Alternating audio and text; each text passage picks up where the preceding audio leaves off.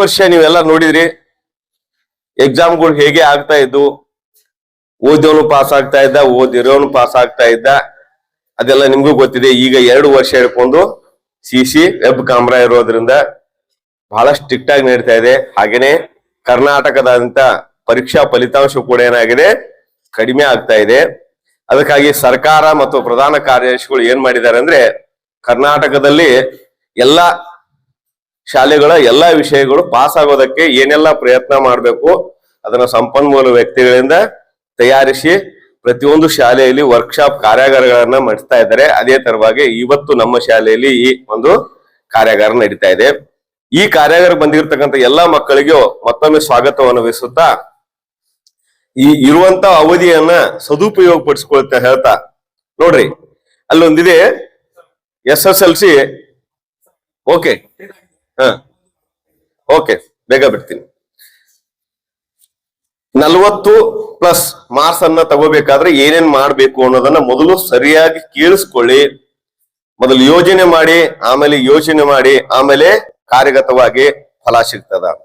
ಏನ್ ಮಾಡ್ಬೇಕು, ಮೊದಲು ಯೋಜನೆ ಪ್ಲಾನ್ ಹಾಕೋಬೇಕು, ಯೋಚನೆ ಮಾಡ್ಬೇಕು. ಹೇಗೆ ನಾನು ಆ ಪ್ಲಾನ್ ಅನ್ನ ಜಾರಿಗೆ ತರಬೇಕು, ಆಮೇಲೆ ಕಾರ್ಯಗತ ಅಂದ್ರೆ ಪ್ರಾಕ್ಟೀಸ್ ಮಾಡಿ ಲಾಸ್ಟ್ ಫೈನಲ್ ಆಗಿ ಏನ್ ಸಿಗ್ತದ, ವರ್ಕ್ ನಿಮ್ಗೆ ಫಲ ಸಿಗ್ತದ ಅಂತ. ಸರ್ ಮುಂದಿನ ಪೇಜ್ ಇದು ಮಾಡ್ಬಾರಿ. ಇಲ್ಲಿ ಏನು SSLC ವಿಷನ್ 40+ ಅಂತ, ಎಲ್ಲರೂ 40ಕ್ಕಿಂತ ಹೆಚ್ಚಿನ ಅಂಕವನ್ನ ಹೇಗೆ ಪಡಿಬಹುದು ಅನ್ನೋದನ್ನ ಇವತ್ತು ನಾವು ಹೇಳ್ತಾ ಇದ್ವಿ. ಸರ್ ಮುಂದಿನ ಪೇಜ್ ಇದೆ ನೋಡಿ.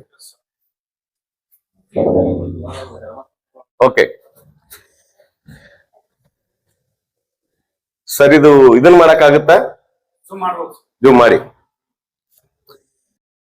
ಈ ವರ್ಷ ಏನ್ ಮಾಡಿದ್ದಾರೆ ಅಂದ್ರೆ, 2019ರಿಂದ ಬ್ಲೂ ಪ್ರಿಂಟ್ ಇರ್ಲಿಲ್ಲ. ಎಲ್ಲಾ ಪಾಠಗಳನ್ನ ಓದ್ಬೇಕಾಗಿತ್ತು. ಯಾವುದೇ ಪಾಠದಲ್ಲಿ 4 ಮಾರ್ಕ್ಸ್ ಪ್ರಶ್ನೆ ಬರ್ತಾ ಇತ್ತು, ಯಾವುದೇ ಪಾಠದಲ್ಲಿ 2 ಮಾರ್ಕ್ಸ್ ಪ್ರಶ್ನೆ ಬರ್ತಾ ಇತ್ತು, ಯಾವುದೋ ಪಾಠದಲ್ಲಿ ಕವಿ ಪರಿಚಯ, ಲೇಖಕರ ಪರಿಚಯ ಬರ್ತಾ ಇತ್ತು.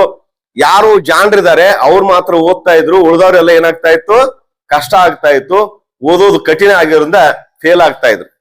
ಈ ವರ್ಷ ಬಹಳಷ್ಟು ಸಿಂಪಲ್ ಆಗಿ ಮಾಡಿದ್ದಾರೆ. ನೀವು ಈಗೇನ್ ಹೇಳ್ತಾ ಇದೀವಿ ಅದನ್ನೇ ಪ್ರಶ್ನೆ ಇನ್ನೂ 2 ತಿಂಗಳು 3 ತಿಂಗಳು ಓದಿದ್ರೆ ಅದೇ ಪ್ರಶ್ನೆ ಬರ್ತದ, ಗ್ಯಾರಂಟಿಯಾಗಿ ಬರ್ತದ. ಆದ್ರೆ ವರ್ಕ್ ನೀವು ಮಾಡ್ಬೇಕು ಅಷ್ಟೇ. ನಾ ಹೇಳೋ ಪಾಠದಲ್ಲಿ ನೀವು ಗುರುತು ಹಾಕೊಡ್ರಿ. ಆ ಪಾಠದಲ್ಲಿ ಯಾವ ಪ್ರಶ್ನೆ ಬರ್ತದ ನಾ ಒಂದೆಷ್ಟು PPT ಮಾಡಿದೀನಿ, ತೋರಿಸ್ತೀನಿ, ಹೇಗ್ ಬರಿಬೇಕು ಅನ್ನೋದನ್ನ ಹೇಳ್ಕೊಡ್ತೀನಿ. ಅದೇ ತರ ಪ್ರಾಕ್ಟೀಸ್ ಮಾಡಿ. ಇಲ್ಲಿ ಬಂದಿರತಕ್ಕಂಥ ಶಿಕ್ಷಕರು ಕೂಡ ನಾ ಒಂದು ಪ್ಲಾನ್ ಹಾಕೊಟ್ಟಿದ್ದೀನಿ, ನಿಮ್ ಗ್ರೂಪ್ ನಲ್ಲಿ ಬಿಡ್ತೀನಿ. ಅದನ್ನೆಲ್ಲ ಜಾರಿಗೆ ತರೋಕೆ ನೀವೆಲ್ಲ ಪ್ರಯತ್ನ ಮಾಡಿ. ಓಕೆ, ಒಂದೇದು ಕಾಣಿಸ್ತಾ ಇದೆಯಲ್ಲ ಪೈಪ್, ಎಲ್ಲಿತ್ತು? ಇಲ್ಲಿದ ಪೈಪ್ ಇತ್ತು ಸರ್, ಇಲ್ಲೊಂದು.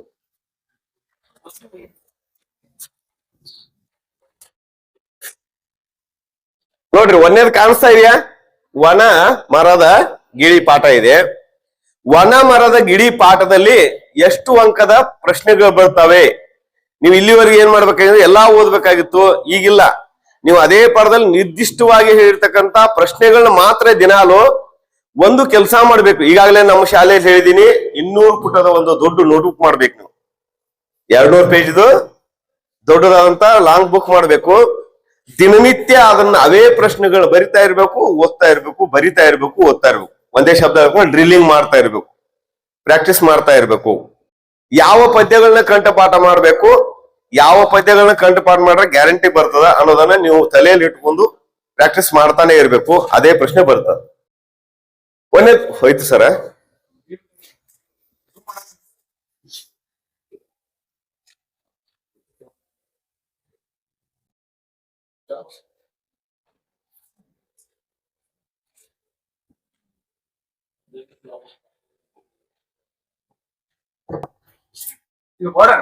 ಹ್ಮ್ ಸರ್, ಇದನ್ನ ತಗೊಳ್ತಾ ತೆಳಗಿಂದ.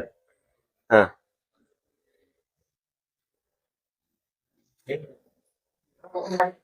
ಓಪನ್ ಆಗತ್ರಿ. ಅದನ್ನೇ ಡಬಲ್ ಕ್ಲಿಕ್ ಮಾಡಿ ಬರ್ತಾ ಇತ್ತ. ನೀವು ವರ್ಡ್ ಓಪನ್ ಮಾಡಿರಿ, ವರ್ಡ್ ಅದು ಇದಕ್ಕೆ. ಓಕೆ, ಕಾಣಿಸ್ತಾ ಇದೆಯಲ್ವಾ? ಸರ್ ಸಾಕು, ಇಷ್ಟ. ಎಲ್ಲರಿಗೂ ಕಾಣಿಸ್ತಾ ಇದೆ. ವನ ಮರದ ಗಿಳಿ ಪಾಠ ಇದೆ. ಇಲ್ಲಿ 1 ಅಂಕದ ಪ್ರಶ್ನೆ 1 ಬರಲ್ಲ. ಒಂದ್ ಅಂಕದ ಪ್ರಶ್ನೆ ಒಂದು ಬರಲ್ಲ. ಇಲ್ಲಿ ನೋಡ್ರಿ, 2 ಅಂಕದ ಪ್ರಶ್ನೆನು ಒಂದು ಬರಲ್ಲ. 3 ಅಂಕದ ಪ್ರಶ್ನೆ ಒಂದು ಬರ್ತದ. 3 ಅಂಕದ ಪ್ರಶ್ನೆ ಒಂದೇ ಬರ್ತದ. ಏನೇನ್ ಬರ್ಬೋದು ಹೇಳ್ರಿ, ಯಾರು ಹೇಳ್ತೀರಿ? 3 ಅಂಕದ ಪ್ರಶ್ನೆ ಯಾವ್ಯಾವ ಹೇಳ್ರಿ? ಸಂದರ್ಭ ಮತ್ತು ಕವಿ ಅಲ್ಲ, ಲೇಖಕರ ಪರಿಚಯ. ಗ್ಯಾರಂಟಿ ನೀವು ಇವತ್ತಿನ ಏನು ಓದ್ಬೇಕನ್ನಂಗ ಒಂದೇ ಪಾಠದಲ್ಲಿ ಸಂದರ್ಭಗಳು ಎಷ್ಟದಾವೆ ಅವೆಲ್ಲ ಓದ್ಬೇಕು. ಆಮೇಲೆ ಕವಿ ಪರಿಚಯ ಎಷ್ಟಿದ್ದಾರೆ? ಒಬ್ಬನೇ ಇದ್ದಾನೆ, ಓದಕ್ ಆಗತ್ತಲ್ವಾ? ಇಷ್ಟು ಗ್ಯಾರಂಟಿ ಬರ್ಕೊಳ್ಳಿ. ಒಂದನೇ ಪಾಠ ಸಂದರ್ಭ ಪ್ಲಸ್ ಕವಿ ಪರಿಚಯ. ಮತ್ ಯಾವ್ದ್ರಿ ಅಂತ ಕೇಳಬೇಡ್ರಿ. ಹಾ, ಒಂದನೇ ಪಾಠದಲ್ಲಿ ಸಂದರ್ಭ ಮತ್ತು ಕವಿ ಪರಿಚಯ ಮಾತ್ರ, ಎಲ್ಲವೂ ಓದ್ಬೇಕು. ಹಾ, ಓಕೆ. ಓಕೆ. ಆಮೇಲೆ ಜೊತೆಗೆ ಒಂದು 12 ಕ್ವಶನ್ ಪೇಪರ್ ಇದಾವೆ, ಅದನ್ನು ಕೂಡ ಕೊಡಿಸ್ತೀನಿ, ನೀವು ಅದನ್ನ ಪ್ರಾಕ್ಟೀಸ್ ಮಾಡ್ಬೋದು. 2ನೇ ಪಾಠ ಬನ್ನಿ, ಹಸಿ ಮಸಿ ಕೃಷಿ. ಆ ಪಾಠದಲ್ಲಿ ಯಾವ ಬರ್ತಾವ ನೋಡ್ರಿ. 1 ಅಂಕದ 1 ಪ್ರಶ್ನೆ ಬರ್ತದ. 1 ಅಂಕದ 1 ಪ್ರಶ್ನೆ ಬರ್ತದ. ಅದು ಯಾವ್ದು ಅಂದ್ರೆ, ನಾ ಈಗ ಒಂದು ಪಾಸಿಂಗ್ ಪ್ಯಾಕೇಜ್ ಕೊಟ್ಟಿದ್ದೀನಿ, ಅದ್ರಾಗ ಇದಾವೆ ಓದೋದಕ್ಕೆ. ಹೌದಾ? LBA ಪ್ರಕಾರ ಅಂತ. LBA ಅಂದ್ರೆ ಏನು ಅಂತ ನಿಮ್ಮಲ್ಲಿ ಹೇಳ್ಯಾರಲ್ಲ ಗೊತ್ತಿಲ್ಲ, ನಾ ಹೇಳ್ತೀನಿ. ಒಂದ್ ಸಿಂಪಲ್ ಕ್ವಶನ್ ಹೇಳ್ತೀನಿ ಕೇಳಿ. ಬೇಟೆಗಾರನು ಯಾವ ಊರಿನಲ್ಲಿ ವಾಸಿಸುತ್ತಿದ್ದ? ಕಾಶಿ. ಅದನ್ನೇ ಪ್ರಶ್ನೆ ಇನ್ನೊಂದು ಕೇಳಿದ್ರು, ಕಾಶಿ ಊರಿನಲ್ಲಿ ಯಾರು ವಾಸಿಸುತ್ತಿದ್ದರು? ಬೇಟೆಗಾರನು. ಬೇಟೆಗಾರನು ದಿನಾಲು ಏನು ಕೆಲಸ ಮಾಡ್ತಿದ್ದನು? ಬೇಟೆಯಾಡಲು ಬಾಣಗಳನ್ನ ಸಿದ್ಧ ಮಾಡಿಕೊಳ್ಳುತ್ತಿದ್ದನು. ಬೇಟೆಗಾಡಲು ಬಾಣಗಳನ್ನ ಸಿದ್ಧ ಮಾಡಿಕೊಳ್ಳಲು ಯಾರು ತಯಾರಿಸ್ತಿದ್ದರು? ಬೇಟೆಗಾರ. ಪ್ರಶ್ನೆ ಒಂದೇ ಇರ್ತದ, ಅದನ್ನೇ ಉಲ್ಟಾ ಸೀದಾ ಕೇಳಿ ಪ್ರಶ್ನೆಗಳನ್ನ ಕೇಳ್ತಾರೆ. ಹೌದಾ? ಇದೇ ಓದುವಂತ ರೀತಿ ಓದಿದ್ರೆ ನಿಮ್ಗೆ ಪ್ರಶ್ನೆ ಯಾವ್ದಾದ್ರು ಸ್ವಲ್ಪ ಒಂದು ನಿಮಿಷ ಯೋಚನೆ ಮಾಡಿದ್ರೆ ಉತ್ತರ ಸಿಗ್ತದ. ಕನ್ಫ್ಯೂಸ್ ಮಾಡ್ಕೊಳ್ಳೋ ಅವಶ್ಯಕತೆ ಇಲ್ಲ. ಓಕೆ. 1 ಅಂಕದ 1 ಪ್ರಶ್ನೆ ಬರ್ತದ, ಜೊತೆಗೆ 2 ಅಂಕದ್ದು 1 ಪ್ರಶ್ನೆ ಬರ್ತದ. 2 ಅಂಕದ್ದು 1 ಕ್ವಶನ್ ಬರ್ತದ. ಅದರ ಜೊತೆಗೆ 3 ಅಂಕದ ಪ್ರಶ್ನೆ ಬರೋದಿಲ್ಲ ಇಲ್ಲಿ. 3 ಅಂಕದ ಹೇಳ್ರಿ, ಸಂದರ್ಭ ಮತ್ತು ಲೇಖಕರ ಅಥವಾ ಕವಿ ಪರಿಚಯ ಬರೋದಿಲ್ಲ. ಹಾಗಾಗಿ ಹಸಿಮಸಿ ಕೃಷಿದು ಸಂದರ್ಭ ಓದುವ ಅವಶ್ಯಕತೆ ಇಲ್ಲ. ಓಕೆ, ಮುಂದೆ ಬನ್ರಿ. ಈ ಪಾಠದಲ್ಲಿ 1 ಅಂಕದೊಂದು 2 ಅಂಕದೊಂದು, ಒಟ್ಟು ಈ ಪಾಠದಲ್ಲಿ 2 ಪ್ರಶ್ನೆ 3 ಅಂಕ ಅಷ್ಟೇ. 2 ಪ್ರಶ್ನೆ 3 ಅಂಕ. ಸಂದರ್ಭನೂ ಬರೋಲ್ಲ, 4 ಅಂಕದ ಪ್ರಶ್ನೆನೂ ಬರೋದಿಲ್ಲ. ಓಕೆ, ಮುಂದಿನ ಪಾಠಕ್ಕೆ ಹೋಗ್ಬೋದ? ಪಂಡಿತ ಗಾನಯೋಗಿ ಪಂಡಿತ ಪುಟ್ಟರಾಜ ಗವಾಯ್. ಇದ್ರಲ್ಲಿ ನೋಡ್ರಿ, 1 ಅಂಕದ್ದು 1 ಪ್ರಶ್ನೆ ಇದೆ. 1 ಅಂಕದ್ದು 1 ಪ್ರಶ್ನೆ, 2 ಅಂಕದ್ದು ಇಲ್ಲ. 2 ಅಂಕದಿಲ್ಲ. 3 ಅಂಕದ್ದು ಒಂದಿದೆ ನೋಡ್ರಿ. 3 ಅಂಕದ್ದು 1 ಯಾವ್ದಿಲ್ಲಿ? ಕವಿ ಪರಿಚಯನೂ ಬರ್ಬೋದು, ಸಂದರ್ಭನೂ ಬರ್ಬೋದು. ಅಂದ್ರೆ ಕವಿ ಪರಿಚಯ, ಸಂದರ್ಭ 1 ಅಂಕದ ಪ್ರಶ್ನೆ. ಕವಿ ಪರಿಚಯ ಪ್ಲಸ್ ಸಂದರ್ಭ ಪ್ಲಸ್ 1 ಅಂಕದ ಪ್ರಶ್ನೆ. ಇಷ್ಟನ್ನ ಓದ್ಕೊಂಡ್ರೆ, ಮತ್ತ ಅದರಲ್ಲಿ ಸರ್ ಸೋರ್ಸ್ ಎಲ್ಲಿ ಓದ್ಬೇಕು ಅಂದ್ರೆ ನಿಮ್ಗೊಂದು ಕೊಟ್ಟಿದ್ದೀನಿ, ತೋರಿಸ್ತೀನಿ. ಎಲ್ಲರಿಗೆ ನಿಮ್ಮ ಟೀಚರ್ಸ್ ಅದನ್ನ ಪ್ರಿಂಟ್ ಮಾಡಿ ಕೊಡಿ ಅಂತ ಹೇಳ್ರಿ, ಅದ್ರ ಎಲ್ಲ ಇದೆ. ಓಕೆ, ಮುಂದೆ ಬರೋಣ. 4ನೇ ಪಾಠ, ಹಕ್ಕಿ ಗೂಡುಗಳ ನಿಗೂಢ ಜಗತ್ತು ಪಾಠದಲ್ಲಿ 1 ಅಂಕದ್ದು 1 ಪ್ರಶ್ನೆ ಇದೆ, 2 ಅಂಕದ್ದು 1 ಪ್ರಶ್ನೆ ಇದೆ. 2 ಅಂಕದ ಯಾವ್ದು ಹೇಳಿ ನಾನು? ಇಲ್ಲಿ ಕವಿ ಪರಿಚಯ ಇಲ್ಲ, ಸಂದರ್ಭ ಇಲ್ಲ, 4 ಅಂಕದ ಪ್ರಶ್ನೆ ಇಲ್ಲ. ಕೇವಲ 1 ಅಂಕದ 1, 2 ಅಂಕದ್ದು 1. ಒಟ್ಟೆ ಈ ಪಾಠದಲ್ಲಿ 3 ಅಂಕದ ಪ್ರಶ್ನೆ ಬರ್ತದ. ಹಲೋ, 1 ಅಂಕದ 1, 2 ಅಂಕದ 1, ಒಟ್ಟು 3 ಮಾರ್ಕ್ಸ್ ಪ್ರಶ್ನೆ. ಒಟ್ಟೆ 3 ಮಾರ್ಕ್ಸ್ ಪ್ರಶ್ನೆ ಬರ್ತದ. 1 ಅಂಕದ 1, 2 ಅಂಕದ 1, ಒಟ್ಟು ಈ ಪಾಠದಲ್ಲಿ 3 ಮಾರ್ಕ್ಸ್. ಪ್ರಶ್ನೆ ಸಂಖ್ಯೆ ಪಾಠದ 5, ಪಾಠ 5 ಕಾಫಿ ಕಪ್ಪು. ಕಾಫಿ ಕಪ್ಪದಲ್ಲಿ 1 ಅಂಕದ್ದು ಇಲ್ಲ, 2 ಅಂಕದ್ದು ಪ್ರಶ್ನೆ ಇಲ್ಲ. 1 ಪ್ರಶ್ನೆನೂ ಇಲ್ಲ, 2 ಮಾರ್ಕ್ಸ್ದು ಪ್ರಶ್ನೆ ಇಲ್ಲ. ಕೇವಲ ಡೈರೆಕ್ಟ್ ಏನಿದೆ ಅಂದ್ರೆ 3 ಅಂಕದ ಪ್ರಶ್ನೆ ಇದೆ ನೋಡಿ. ಎಷ್ಟು ಅಂಕದಿದೆ? 3 ಅಂಕದು. 3 ಅಂಕ ಅಂದ್ರೆ ಲೇಖಕರ ಪರಿಚಯ ಇಲ್ಲ ಸಂದರ್ಭ. ಲೇಖಕರ ಪರಿಚಯ ಮತ್ತು ಸಂದರ್ಭ ಇಷ್ಟನ್ನು ನೀವು ಓದ್ಕೋಬೇಕು. ಒಟ್ಟು ಈ ಪಾಠಕ್ಕೆ ಒಂದೇ ಪ್ರಶ್ನೆ 3 ಮಾರ್ಕ್ಸ್. ಒಂದೇ ಪ್ರಶ್ನೆ 3 ಮಾರ್ಕ್ಸ್ ಗ್ಯಾರಂಟಿ ತಿಳ್ಕೋಬೇಕು. ಕಾಪಿ ಕಪ್ಪದಲ್ಲಿ ಯಾವ ಪ್ರಶ್ನೆ ಬರ್ತವೆ? ಸಂದರ್ಭ, ಕವಿ ಪರಿಚಯ ಬಿಟ್ರೆ ಇನ್ ಯಾವ ಪ್ರಶ್ನೆನೂ ಬರೋದಿಲ್ಲ. ಹಂಗಾರ ಏನ್ ಓದ್ಬೇಕು? ಕಾಪಿ ಕಪ್ಪದಲ್ಲಿ ಸಂದರ್ಭಗಳು ಎಷ್ಟದ ಎಲ್ಲ ಓದ್ಬೇಕು, ಕವಿ ಪರಿಚಯ ಓದ್ಬೇಕು, ಲೇಖಕರ ಪರಿಚಯ ಮುಗೀತು ನೋಡ್ರಿ. ಟೈಮ್ ಉಳಿತದ, ಹೌದಲ್ವಾ? ಹಾಗಾದ್ರೆ ಏನ್ ಮಾಡ್ಬೇಕು ನೀವು? ಈ ಬರ್ತಕ್ಕಂತ ಈ ಬ್ಲೂ ಪ್ರಿಂಟ್ ನಾಗ ಎಷ್ಟು ಕ್ವಶನ್ ಇರ್ತಾವ ಎಲ್ಲ ಒಂದ್ ಕಡೆ ಬರಿಬೇಕು. ದಿನ ಓದ್ಬೇಕು, ದಿನ ಬರಿಬೇಕು. ಪ್ರಾಕ್ಟೀಸ್ ತಾನೇ ಆಗುತ್ತೆ, ಹೌದಾ? ಮುಂದೆ ಬನ್ನಿ. ಗಂಗೆಯಲ್ಲಿ ದೀಪಮಾಲೆ ನೋಡಿ. 1 ಅಂಕದು 1 ಪ್ರಶ್ನೆ ಇದೆ, 2 ಅಂಕದು 1 ಪ್ರಶ್ನೆ ಇದೆ. ಇಲ್ಲಿ ಸಂದರ್ಭ ಇಲ್ಲ, ಕವಿ ಪರಿಚಯ ಇಲ್ಲ, 4 ಮಾರ್ಕ್ಸ್ ಪ್ರಶ್ನೆ ಇಲ್ಲ, ಏನೂ ಬರೋದಿಲ್ಲ. 1 ಅಂಕದ 1, 2 ಅಂಕದು 1, 3 ಮಾರ್ಕ್ಸ್ ಪ್ರಶ್ನೆ ಮಾತ್ರ ಬರ್ತವೆ. ಓದೋದಕ್ಕೆ ಈಜಿ ಇದೆ, ಹೌದಲ್ವಾ? ಇಲ್ಲಿವರೆಗೆ ಏನಾಕಿತ್ತು ಅಂದ್ರೆ ಎಲ್ಲಾ ಪಾಠ ಓದ್ಬೇಕಾಕಿತ್ತು, ಎಲ್ಲಾ ಕ್ವಶನ್ ಓದ್ಬೇಕಾಕಿತ್ತು. ಕನ್ಫ್ಯೂಸ್. ನಾ ಎಲ್ಲ ಓದ್ಕೊಂಡನಿ, ಯಾವ ಪ್ರಶ್ನೆ ಬರ್ತದೋ ಗೊತ್ತಿಲ್ಲ. ಮುಂದೆ ಬನ್ನಿ. ಪ್ರಶ್ನೆಗೆ ಪಾಠ 7 ನನ್ನ ಗೋಪಾಲ. 1 ಅಂಕದ 1 ಇದೆ, 3 ಅಂಕದ್ದು 1 ಇದೆ. 1 ಅಂಕದ ಪ್ರಶ್ನೆಗಳು ಏನೇನಿರ್ಬೋದು? ಅಲ್ಲಿ ಪಾಠದಲ್ಲಿ 3 ಅಥವಾ 4 ಕ್ವಶನ್ ಇದಾವೆ. ನಾವೊಂದು ಬುಕ್ ತಯಾರು ಮಾಡಿದಲ್ಲಿ 10 ಇದಾವೆ ನೋಡಿ, ಹೌದಾ? ಆ 1 ಅಂಕದ 1, 3 ಅಂಕದ ಸಂದರ್ಭ ಬರ್ಬೋದು, ಇಲ್ಲಾಂದ್ರೆ ಕುವೆಂಪು ಅವರ ಕವಿ ಪರಿಚಯ ಬರ್ಬೋದು, ಯಾವ್ದಾದ್ರು ಬರ್ಬೋದು. ಒಟ್ಟು ಈ ಪಾಠಕ್ಕೆ ಎಷ್ಟಂದ್ರೆ 1 ಅಂಕದ 1, 3 ಅಂಕದ 1, ಒಟ್ಟು 4 ಕ್ವಶನ್, 4 ಪ್ರಶ್ನೆ, 2 ಪ್ರಶ್ನೆ 4 ಅಂಕ, 2 ಪ್ರಶ್ನೆ 4 ಅಂಕ. ಇನ್ನಿರೋದು 8ನೇ ಪಾಠ ಸೌಜನ್ಯ. ಸೌಜನ್ಯದಲ್ಲಿ 1 ಅಂಕದ 1 ಪ್ರಶ್ನೆ ಇದೆ, 2 ಅಂಕದ್ದು 1 ಪ್ರಶ್ನೆ ಇದೆ. ಇಲ್ಲಿ ಸಂದರ್ಭ ಇಲ್ಲ, ಲೇಖಕರ ಪರಿಚಯ ಇಲ್ಲ, 8-10 ವಾಕ್ಯದ ಪ್ರಶ್ನೆಗಳು ಇಲ್ಲ. ಕೇವಲ ಇರೋದು 1 ಅಂಕೆ 2 ವಾಕ್ಯದು ಅಷ್ಟನ್ನ ಓದ್ಬೇಕು, 3 ಮಾರ್ಕ್ಸ್. ಒಟ್ಟು ಪುಸ್ತಕಗಳನ್ನು ಓದಿದಾಗ ಪಾಠದಲ್ಲಿ ಎಷ್ಟದ ಅಂದ್ರೆ ಒಟ್ಟು 1 ಅಂಕದ 6, 2 ಅಂಕದು 4, 3 ಅಂಕದು 4, ಒಟ್ಟು 14 ಪ್ರಶ್ನೆಗಳು, 26 ಮಾರ್ಕ್ಸ್. 14 ಪ್ರಶ್ನೆ 26 ಮಾರ್ಕ್ಸ್ ಬರ್ತಾವ ನಿಮ್ಗೆ ಪಾಠಗಳನ್ನ ಓದಿದಾಗ. ಇಷ್ಟು ಗ್ಯಾರಂಟಿ. ಒಂದ್ ಗೆರೆ ಹೊಡ್ಕೊಂಡ್ ಬರ್ಕೊಡ್ರಿ. ಕೆಳಗಡೆ ಪದ್ಯದ ಸ್ಟೋರಿ, ಪದ್ಯದಲ್ಲಿ ಯಾವ್ಯಾವ ಬರ್ತಾವೆ ಸರ್? ಒಂದ್ ಸ್ವಲ್ಪ ಆಫ್ ಮಾಡಿ.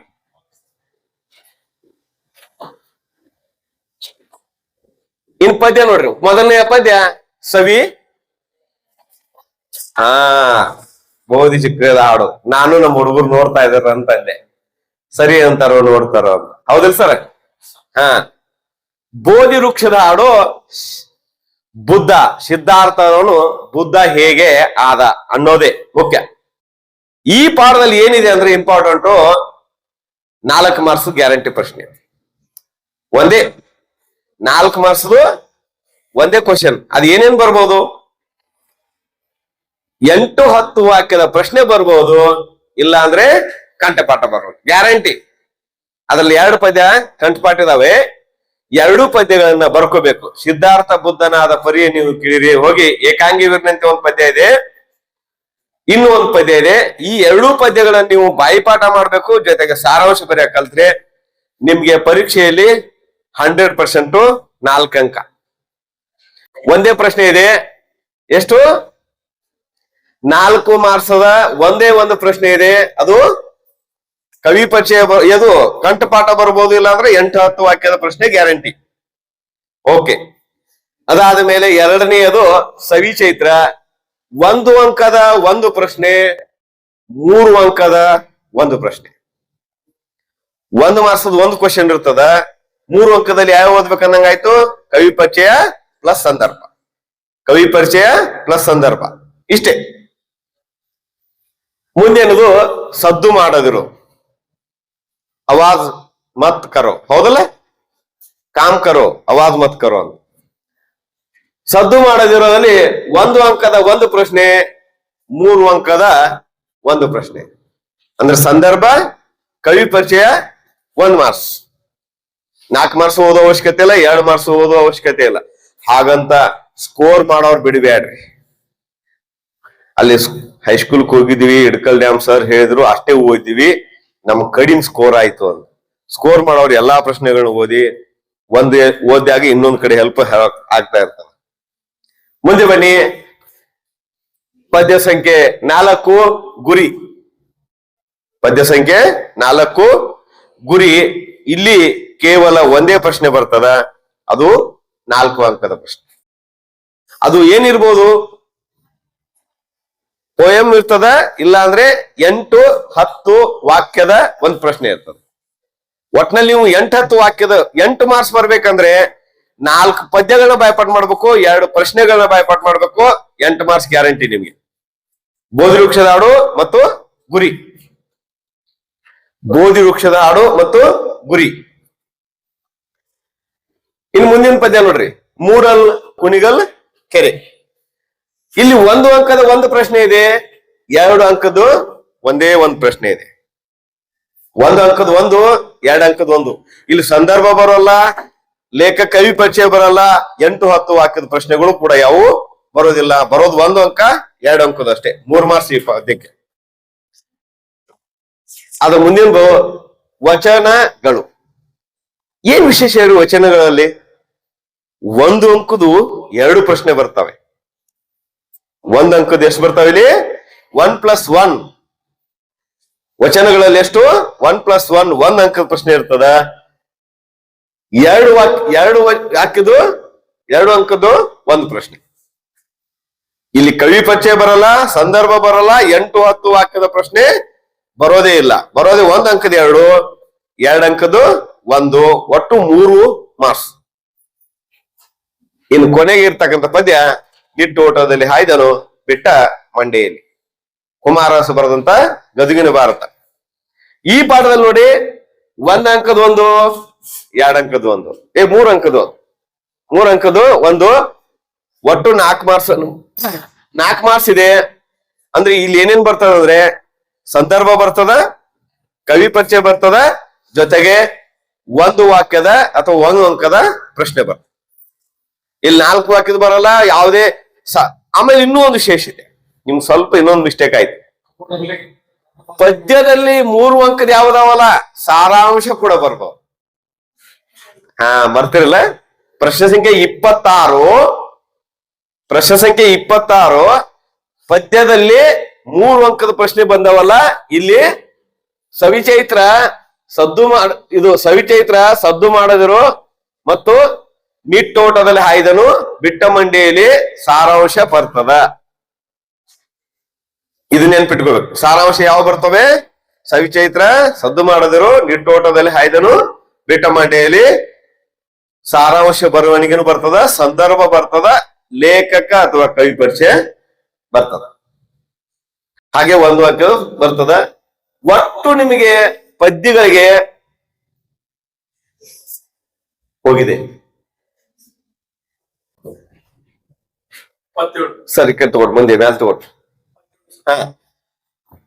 1 ಅಂಕದ 6, 2 ಅಂಕದ 2, 3 ಅಂಕದ 3, 4 ಅಂಕದ 2, ಒಟ್ಟು 13 ಪ್ರಶ್ನೆ, 27 ಮಾರ್ಕ್ಸ್.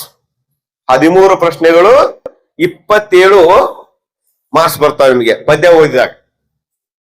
ಓಕೆ, ಈಗ ಮುಂದಿಂದು ಸಪ್ಲಿಮೆಂಟರಿ ರೀಡಿಂಗ್ ಅಥವಾ ಪಠ್ಯ ಪೂರಕ ಓದು. ಒಂದು ಸ್ವಲ್ಪ ಬದಲಾವಣೆ ಆಗಿದೆ. ಇಲ್ಲಿ ಪಾಠಗಳು 4 ಇದಾವೆ ಪಠ್ಯ ಪೂರಕ ಒಳಗಡೆ, ಪಾಠ ಮತ್ತು ಪದ್ಯ ಕೂಡಿ. ಅದ್ರ ಪ್ರಶ್ನೆ ಎಷ್ಟು ಬರ್ತಾವೆ ಹೇಳ್ರಿ? 2 ಬರ್ತಾವೆ. ಯಾವ್ಯಾವ ಸೇರಿ ಬರ್ತದ ನೋಡಿ. ಒಂದು ಅಪಠಿತ ಗದ್ಯ, ಇಲ್ಲಿ ಕಳ್ಳರ ಗುರು, ಪಂಪಾ ತೀರದ ಪುಷ್ಪಗಳು ಸೇರಿ 1 ಕ್ವಶನ್ ಬರ್ತದೆ. ಯಾವ್ದು ಬರ್ತದ್ರಿ ಅಂತ ಕೇಳಬೇಡಿ. 2 ಸೇರಿಸಿ 2 ಅಂಕದ 1 ಪ್ರಶ್ನೆ ಬರ್ತದೆ. ಕಳ್ಳರ ಗುರು ಮತ್ತು ಪಂಪಾ ತೀರದ ಪುಷ್ಪಗಳು ಭಾಗ 1 ಮತ್ತು ಭಾಗ 2 ಪುಸ್ತಕ ಸೇರಿ 2 ಅಂಕದ 1 ಪ್ರಶ್ನೆ ಬರ್ತದೆ. ಹಾಗೇನೆ ಹೊಂಗೆ ಬೇವುಗಳ ಹಾಡು ಭಾಗ 1ರಲ್ಲಿದೆ, ಕನ್ನಡ ನಾಡು ನುಡಿ ಶ್ರೀ ವಿಜಯ ಬರೆದಂತ ಈ ಎರಡೂ ಪದ್ಯ ಶೇಷಿ ಒಂದು ಕ್ವಶನ್ ಬರ್ತದೆ 2 ಅಂಕದ್ದು. ಹಾಗಾದ್ರೆ ನೀವು 4 ಪಾಠಗಳನ್ನ ಓದಿದಾಗ ನಿಮಗ್ ಬರೋದು 4 ಅಂಕ. ಒಂದೊಂದು ವಾಕ್ಯ ಬರಲ್ಲ, 2 ಅಂಕದ್ದು 2 ಪ್ರಶ್ನೆಗಳು ಬರ್ತವೆ. ಈ ಪಾಠದಲ್ಲಿ 2 ಅಂಕದ್ದು 2 ಪ್ರಶ್ನೆ, ಒಟ್ಟು 4 ಮಾರ್ಕ್ಸು. ಇನ್ನು ಅತಿ ಈಜಿಯಾಗಿ ಅಂಕ ತೆಗೆಯತಕ್ಕಂಥದ್ದು ಯಾವ್ದು ಹೇಳ್ರಿ? Unseen passage. ಹೌದಲ್ಲ? ಅಲ್ಲೇ ಒಂದು ಪ್ಯಾರಾಗ್ರಾಫ್ ಕೊಟ್ಟಿರ್ತಾರೆ, ಒಂದು ಪ್ಯಾಸೇಜು, ಅದ್ ಏನಿರ್ತದೋ ಗೊತ್ತಿಲ್ಲ, ಅದನ್ನ ಸರಿಯಾಗಿ ಓದಿರಿ. ಕೆಳಗಡೆ 2 ಪ್ರಶ್ನೆ ಸಂಖ್ಯೆ 36. ಎಷ್ಟು? ಪ್ರಶ್ನೆ ಸಂಖ್ಯೆ 36 ನೆನ್ಪಿಟ್ಕೋಬೇಕು. ಮೊದಲಿಗೆ ಏನ್ ಬರಿಬೇಕು ಅಂತ ಕೂಡ ಹೇಳ್ತೀನಿ, ಏನೇನ್ ಸ್ಟಾರ್ಟ್ ಮಾಡ್ಬೇಕು ಅಂತ. ಯಾವುದೋ ಒಂದು ವಿಷಯವನ್ನ ಕುರಿತು ಬರ್ದಿರ್ತಾರೆ, ನೀವೊಂದು ತಪ್ಪು ಮಾಡ್ತೀರಿ ಸಮ. ಏನ್ ಹೇಳ್ರಿ? ಪ್ರಶ್ನೆ 36ರಲ್ಲಿ ಅ ಮತ್ತು ಬ ಅಥವಾ ಎ ಮತ್ತು ಬಿ ಅಂತ ಪ್ರಶ್ನೆ ಕೇಳ್ತಾರೆ. 2 ಮಾರ್ಕ್ಸದು 2 ಪ್ರಶ್ನೆ ಇರ್ತವೆ. ನೀವೇನ್ ಮಾಡ್ತೀರ? ಒಂದೇ ಕ್ವಶನ್ ಒಂದೇ ಪ್ಯಾರಾಗ್ರಾಫ್ ನೋಡ್ತೀರಿ. ಒಂದ್ ಸ್ವಲ್ಪ ನಿಮ್ ಮಿಸ್ಟೇಕ್ ಕನ್ಫ್ಯೂಸ್ ಮಾಡಿ ಏನ್ ಮಾಡ್ತಾರ ಅಂದ್ರೆ, ಒಂದೇ ಪ್ಯಾರಾಗ್ರಾಫ್ 2ನೇ ಕ್ವಶನ್ ಉತ್ತರ ಇರ್ತದ, 2ನೇ ಪ್ಯಾರಾಗ್ರಾಫ್ಗೆ ಮೊದಲನೇ ಪ್ರಶ್ನೆ ಇರ್ತದ. ಸೊ ನಮ್ಗೂ ಅದು ಗೊತ್ತಾಗಲ್ರಿ ಹೆಂಗ್ ಬರೆಯೋದು. ಅಲ್ಲಿ ಪ್ರಶ್ನೆ ಒಳಗೆ ಏನು ಕನ್ನಡ ನಾಡು ನುಡಿ ಅಥವಾ ಸಂಸ್ಕೃತಿ ಏನೋ ಒಂದು ಶಬ್ದ ಇರ್ತದ. ಆ ಸಂಸ್ಕೃತಿ ಅನ್ನೋ ಪದ ಎಲ್ಲಿ ಸಿಗ್ತದ ಹುಡುಕ್ಬೇಕು. ಹುಡುಕಿ ಏನ್ ಮಾಡ್ಬೇಕು? 4 ಲೈನ್ ಬರ ಬರ್ತಗಿ ಅಷ್ಟೇ. ಇಟ್ಟು ಬರೆಯಕ್ಕಾಗತ್ತಲ್ಲ? ಉತ್ತರನು ಅಲ್ಲೇ ಇರ್ತದ, ಕ್ವಶನ್ ಅಲ್ಲೇ ಇರ್ತದ. ಒಂದೇ ಕೆಲಸ ಏನ್ ಮಾಡ್ಬೇಕು ನೀವು? ಅಲ್ಲಿ ನೋಡಿ 4 ಲೈನ್ ಬರದ್ರಿ ಅಂದ್ರೆ ನಿಮ್ಗೆ ಎಷ್ಟು ಮಾರ್ಕ್ಸ್? 4 ಮಾರ್ಕ್ಸ್. ಇದನ್ನ ಮನ್ಯಾಗ ಓದೋ ಅವಶ್ಯಕತೆ ಇಲ್ಲ, ಬೈಪಾಠ ಮಾಡೋ ಅವಶ್ಯಕತೆ ಇಲ್ಲ, ಏನು ಇಲ್ಲ. ಅಲ್ಲೇ ಉತ್ತರ, ಅಲ್ಲೇ ಪ್ರಶ್ನೆ ಇದೆ. ಸೀದಾ ನೋಡೋದು, ನೀಟಾಗಿ ನೋಡಿ ಉಲ್ಟಾ ಸೀದಾ ಪ್ರಶ್ನೆ ಕೇಳ್ತಾನೆ ಅಂತ ಹೇಳಿದೀನಿ. ನನಗೆ 1ನೇ ಕ್ವಶನ್ಗೆ 2ನೇ ಪ್ಯಾರಾಗ್ರಾಫ್ ಇರ್ತದ, 2ನೇ ಕ್ವಶನ್ಗೆ 1ನೇ ಪ್ಯಾರಾಗ್ರಾಫ್ ದಾಗ ಉತ್ತರ ಇರ್ತದ. ಹುಡುಕಿ ಬರಿಬೇಕಷ್ಟೇ. ಓಕೆ, ಮುಂದೆ ಹೋಗೋಣ.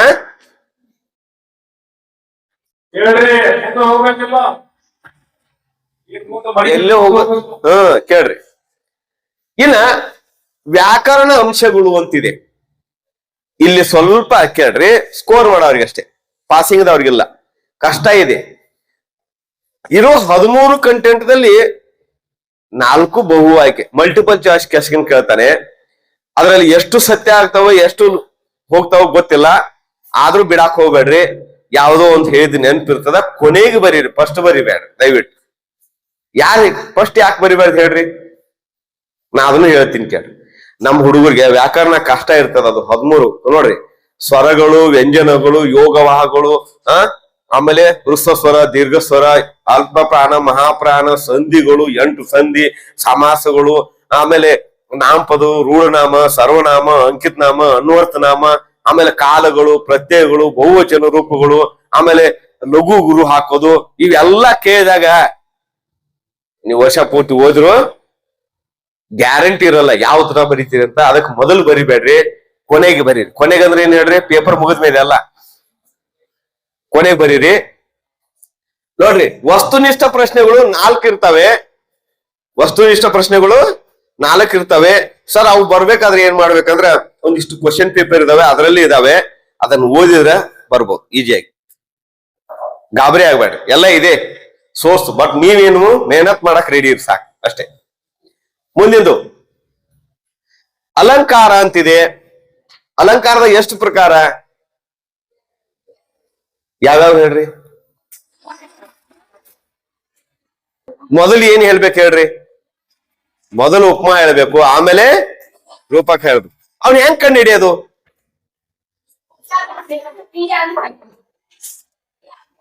ಒಬ್ರು ಹೇಳ್ರಿ, ಯಾರಾದ್ರು ಈ ಕಡೆಯವ್ರು ಯಾರು ಹೇಳ್ತೀರಿ?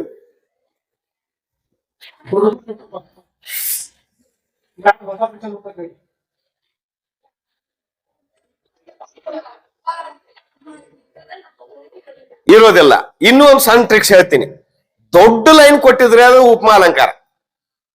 ಕನ್ನಡ ಸರಿ ಹೇಳ್ತಾರೆ, ದ್ವಾಡ ಬಾಳ ಕೊಟ್ಟಾರೆ. ಒಂದು ದೊಡ್ಡ ಲೈನ್ ಕೊಟ್ಟಿದ್ರೆ ಅಂದ್ರೆ, ದೊಡ್ಡ ಲೈನ್ ಸಾಲ ಕೊಟ್ಟಿದ್ರೆ ಅದು ಉಪಮಾ ಅಲಂಕಾರ ಇರ್ತದ. ಅದ್ರೊಳಗೆ ಇನ್ನೊಂದ್ ಸ್ವಲ್ಪ ಹುಡುಕ್ಬೇಕು, ಅಂತ್ಯ ಎಲ್ಲಾರು ಇದೆಯಾ ಅಂತ. ಅಂತ್ಯ ಸಿಕ್ತು ಅಂದ್ರೆ ನಿಮ್ಗೆ 3 ಮಾರ್ಕ್ಸ್ ಗ್ಯಾರಂಟಿ ಸಿಕ್ತು ಅಂತ ಅರ್ಥ. ಅದು ಉಪಮಾ ಅಲಂಕಾರ ಇರ್ತದ. ಹೌದಲ್ಲ? ಶಾರ್ಟ್ ಆಗಿ ಕೊಟ್ಟಿರ್ತಾರೆ. ನಾಡನರಿ, ಕಮಲಮುಖಿ, ಚಂದ್ರಮುಖಿ, ಪ್ರಾಣಸಖಿ ಅಂತ ಕೊಟ್ಟಿದ್ರೆ ಅದೇನಾಗುತ್ತ? ರೂಪಕಲಂಕಾರ. ಹೌದಲ್ಲ? ಓಕೆ. ಇಷ್ಟು ಇದರಲ್ಲಿ ಯಾವ್ದು ಬರ್ಬೋದು? ಯಾವ್ದಾದ್ರೂ ಬರ್ಬೋದು. ಹಾ, ಉಪಮಾ ಒಂದ ಬರ್ತದೆ ಹೇಳಲ್ಲ, ರೂಪಕನು ಬರ್ಬೋದು. ಯಾವುದೇ ಬಂದ್ರು ಬರೆಯೋದ್ ಮಾತ್ರ ಎಷ್ಟು? ಅದೇ 3 ಲೈನ್ ಬರಿಬೇಕಾಗಿದೆ. ಉಪಮೇಯ, ಉಪಮಾನ, ಉಪಮವಾಚಕ ಶಬ್ದ, ಕೊನೆಗೆ ಸಮನ್ವಯ, ಅಲಂಕಾರ ಹೆಸರು ಬರಿಬೇಕು. ಹೌದಲ್ವಾ? ಅದು ಕೂಡ ಆ ಪುಸ್ತಕದಲ್ಲಿದ್ದಾವೆ, ಪ್ರಾಕ್ಟೀಸು ಮಾಡ್ಬೇಕು. ಪಾಠದ ಒಳಗಡೆ ಯಾವ್ಯಾವ ಬಂದವೆ, ಯಾವ ಪಾಠದಲ್ಲಿ ಇದಾವೆ ಎಲ್ಲವನ್ನ ಕೊಟ್ಟಿದೀವಿ. ಅದನ್ನ ಏನ್ ಮಾಡ್ಬೇಕು? ಪ್ರಾಕ್ಟೀಸ್ ಮಾಡ್ಬೇಕು. ಗ್ಯಾರಂಟಿಯಾಗಿ ಬಂದೇ ಬರ್ತದ. 3 ಮಾರ್ಕ್ಸ್ ಗ್ಯಾರಂಟಿ ನಿಮಗೆ. ಇನ್ನು ಮುಂದೆ ಬರ್ರಿ, ಗಾದೆ ಮಾತುಗಳು ಅಂತ. ಗಾದೆ ಮಾತು ಹೇಳ್ತಾ ಇರ್ತೇನೆ ನಮ್ಮ ಹುಡುಗರಿ ನಾನು. 2+1 ಅಂತ. ಏನದು ಸರ್ 2+1? ಡೈರೆಕ್ಟ್ ಆಗಿ 3 ಮಾರ್ಕ್ಸ್ ಇಲ್ಲ. ನೀವು ಗಾದೆ ಮಾತು ಬರ್ದದಕ್ಕೆ ಬರೀ 2 ಮಾರ್ಕ್ಸ್. ಆ ಗಾದೆ ಮಾತನ್ನ ಸ್ಟೆಪ್ ಬೈ ಸ್ಟೆಪ್ ಗಾದೆ ಯಾವ್ದು ಬರ್ದಿರ್ತ ಕೊಟ್ಟು ಅದಕ್ಕೊಂದು ಅಂಡರ್ಲೈನ್ ಮಾಡಿ ಅದಕ್ಕೆ ಡಬಲ್ ಕಮ ಹಾಕಿ ಕೆಳಗಡೆ ಅರ್ಥ ಅಂತ ಬರೆದು ಆ ಮುಂದಿನ ಲೈನ್ ಖಾಲಿ ಬಿಟ್ಟು ಪ್ಯಾರಾಗ್ರಾಫ್ ಮಾಡಿ ವೇದ ಸುಳ್ಳಾದರೂ ಗಾದೆ ಸುಳ್ಳಾಗದು ಎನ್ನುವ ನಮ್ಮ ಹಿರಿಯರ ಅನುಭವದ ನುಡಿಮುತ್ತುಗಳೇ ಗಾದೆ ಮಾತು. ಅಂತಹ ಪ್ರಸಿದ್ಧ ಗಾದೆ ಮಾತುಗಳಲ್ಲಿ ಇದು ಒಂದಾಗಿದೆ ಅಂತ ಬರೆದ್ರೆ ಎಷ್ಟು ಮಾರ್ಕ್ಸ್ ನಿಮ್ಗೆ? 1 ಮಾರ್ಕ್ಸ್. ಕೆಳಗಡೆ ಹೋಗಿ ವಿವರಣೆ ಅಂತ ಬರೆದು ಆ ಗಾದೆ ಯಾವ ಮಾತಿರ್ತದ, ಕಾಯಕವೇ ಕೈಲಾಸ ಇರ್ಲಿ, ಕೈ ಕೆಸರಾದ್ರೆ ಬಾಯಿ ಮೊಸರು ಇರ್ಲಿ, ಹೌದಾ? ಆ ಉಪ್ಪು ಏನು ಉಪ್ಪಿಗಿಂತ ರುಚಿ ಇಲ್ಲ, ತಾಯಿಗಿಂತ ಬಂಧು ಇಲ್ಲ, ಯಾವ್ದು ಕೊಟ್ಟಿರ್ತಾನೆ ಅದು ಸಾಮಾನ್ಯವಾಗಿ ನೋಡಿದ್ರೆ ಅದ್ರ ಬಗ್ಗೆ ವಿವರಣೆ ಎಷ್ಟು ಒಂದ್ 3 ಲೈನ್ ಬರೆದ್ರೆ ನಿಮ್ಗೆ ಒಟ್ಟು ಎಷ್ಟು ಮಾರ್ಕ್ಸ್ ಸಿಗ್ತವೆ? 3 ಅಂಕ ಸಿಗ್ತವೆ. ಓಕೆನಾ? ಸರಿ, ಓಕೆ, ಮುಂದೆ ಹೋಗೋಣ. ಪ್ರಬಂಧ. ಪ್ರಬಂಧ 2 ಕೊಡ್ತಾರೆ. ಒಂದ್ ಈಗಾಗಲೇ ನೀವು 8th 9th ಓದಿರ್ತಕ್ಕಂತ ಒಂದ್ ಬರ್ತದ. ಇನ್ನು ರೀಸೆಂಟ್ ಆಗಿರ್ತಕ್ಕಂಥದ್ದು ಯಾವ್ದಾದ್ರು ಒಂದು ಹೊಸ ವಿಷಯ ಬರ್ಬೋದು. ಗಾಬರಿ ಆಗುವಂತ ಅವಶ್ಯಕತೆ ಇಲ್ಲ. ನಿಮ್ಗೆ 2ರಲ್ಲಿ ಒಂದು ಕ್ವಶನ್ ಒಂದು ಪ್ರಬಂಧ ಬರ್ತಾ ಇರ್ತದ. ಅವು ಕೂಡ ಅದ್ರಲ್ಲಿ ಇದಾವೆ. ಅದೇ ಪರಿಸರ ಮಾಲಿನ್ಯ ಇರ್ತದ, ಸ್ವಚ್ಛ ಭಾರತ ಅಭಿಯಾನ ಇರ್ತದ, ಆಮೇಲೆ ಇದು ವನ ಮಹೋತ್ಸವ ಇರ್ತದ. ಯಾವ್ದೋ ಒಂದು ಇದೆ ಅಂತ ತಿಳ್ಕೊಡ್ರಿ.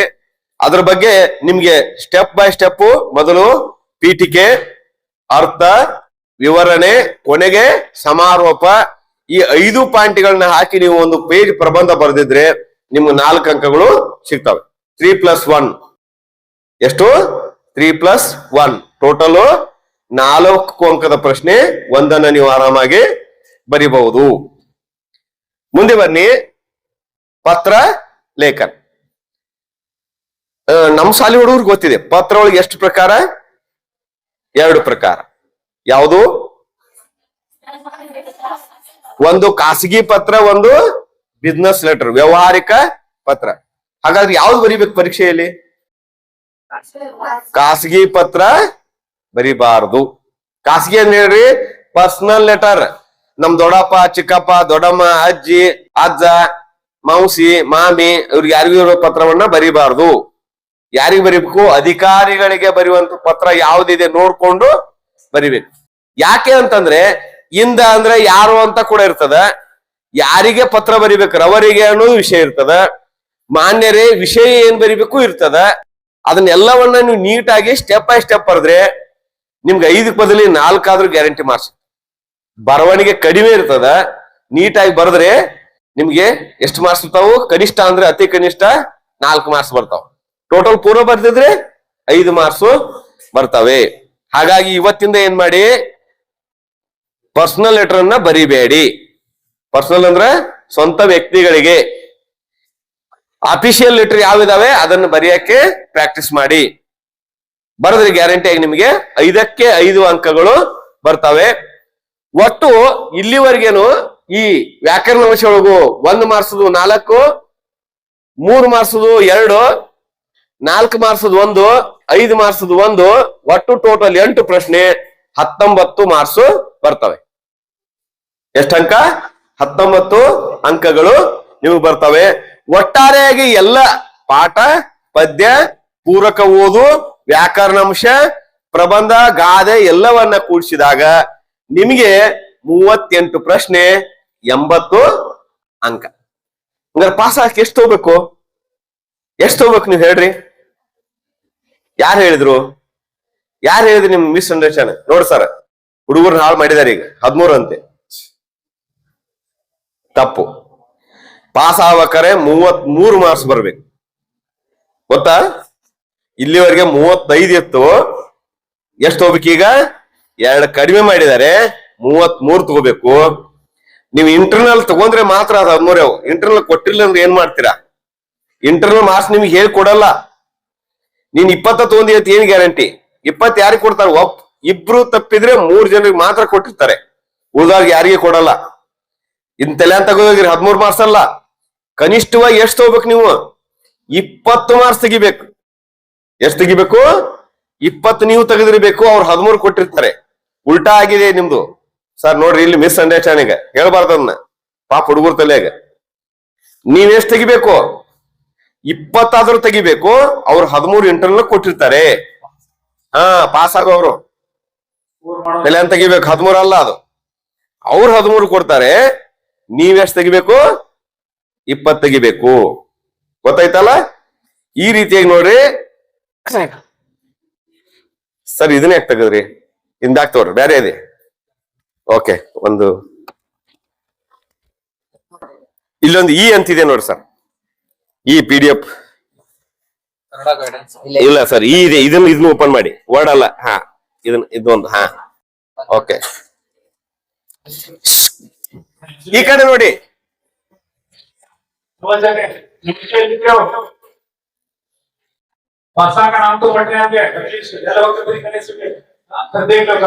ಈ ಕಡೆ ನೋಡಿ, ಯಾವ್ಯಾವ ಕಂಠಪಾಠ ಮಾಡ್ಬೇಕು ಅನ್ನೋದನ್ನ ನಿಮ್ ಪುಸ್ತಕ ಇದ್ರೆ ಮಾಡ್ಕೊಡ್ರಿ, ಇಲ್ಲ ನೋಡಕ್ ಬರ್ಕೊಡ್ರಿ. ಇನ್ನೂ ಒಂದು ಟಿಪ್ಸ್ ಹೇಳ್ಕೊಡ್ತೀನಿ. ನೀವು ಬೆಳಿಗ್ಗೆ ಬಂದ ತಕ್ಷಣ ನಿಮ್ ಸರ್ ಬರ್ತಾರಲ್ಲ ಕ್ಲಾಸ್ ರೂಮ್ಗೆ, ಬಂದ ತಕ್ಷಣನೇ ಏನ್ ಮಾಡ್ಬೇಕಂದ್ರೆ ಈ ಒಂದು ಪದ್ಯವನ್ನ ಎದ್ದು ನಿಂತು 4 ಲೈನ್ ಹೇಳೋದು. ವಾರದಾಗ 3 ದಿನ 1 ಪದ್ಯ ಹೇಳ್ರಿ, ಅಥವಾ 1 ದಿನ 1 ಪದ್ಯ ಹೇಳ್ರಿ, ಇನ್ನೊಂದ್ ದಿನ ಇನ್ನೊಂದ್ ಪದ್ಯ ಹೇಳ್ರಿ. ಆಗತ್ತಾ? ಹೇಳ್ಬೋದ? ಕಷ್ಟ ಏನಾರು ಇದೆಯಾ? ಎಷ್ಟು ದಿನ ಏನೇ ಎಕ್ಸಾಮ್? 2 ತಿಂಗಳಿದೆ, 60 ದಿನ ಇದೆ.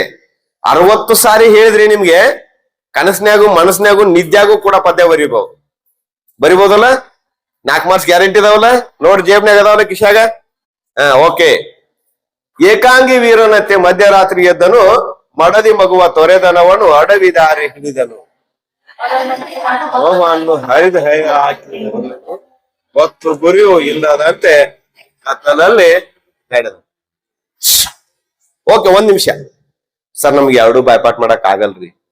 ಒಂದಾದ್ರೂ ಗ್ಯಾರಂಟಿ ಮಾಡ್ಲೇಬೇಕು. ಇನ್ನು 2 ಮಾಡಿದಾಗ ಲಾಸ್ ಇದೆಯೇನ್ರಿ? ಇಲ್ಲ. ಇವ್ 2 ಮಾಡಿದಾಗ ಕೂಡಿಸಿ ಒಂದು ಕ್ವಶನ್ ಬರ್ತದ ಅಂತ ಹೇಳಿದೀನಿ 8th ವಾಕ್ಯದಲ್ಲಿ. ಅಲ್ಲಿ ಬರಿಯಾಕಾದ್ರೂ ನಿಮ್ಗೆ ಹೆಲ್ಪ್ ಆಗ್ತದ. 2 ಪದ್ಯ ಬಾಯ್ಪಾಟ್ ಮಾಡ್ರಿ. ಓಕೆ ಸರ್, ಮುಂದಿನ ತೆಗಿರಿ. ಪದ್ಯ ಸಂಖ್ಯೆ 4, ಗುರಿ. ಎಂ ಗೋಪಾಲಕೃಷ್ಣ ಅಡಿಗರ್ ಬರೆದುದು. ಕೆಸರಿದ್ದರು ಮೇಲೆ ಬಾಂದಳವ ನೋಡಿ, ಮಿಸುಪ ರವಿ ಕಿರಣಗಳ ಸುಳಿಗೆ ಮೆರೆದಾಡಿ.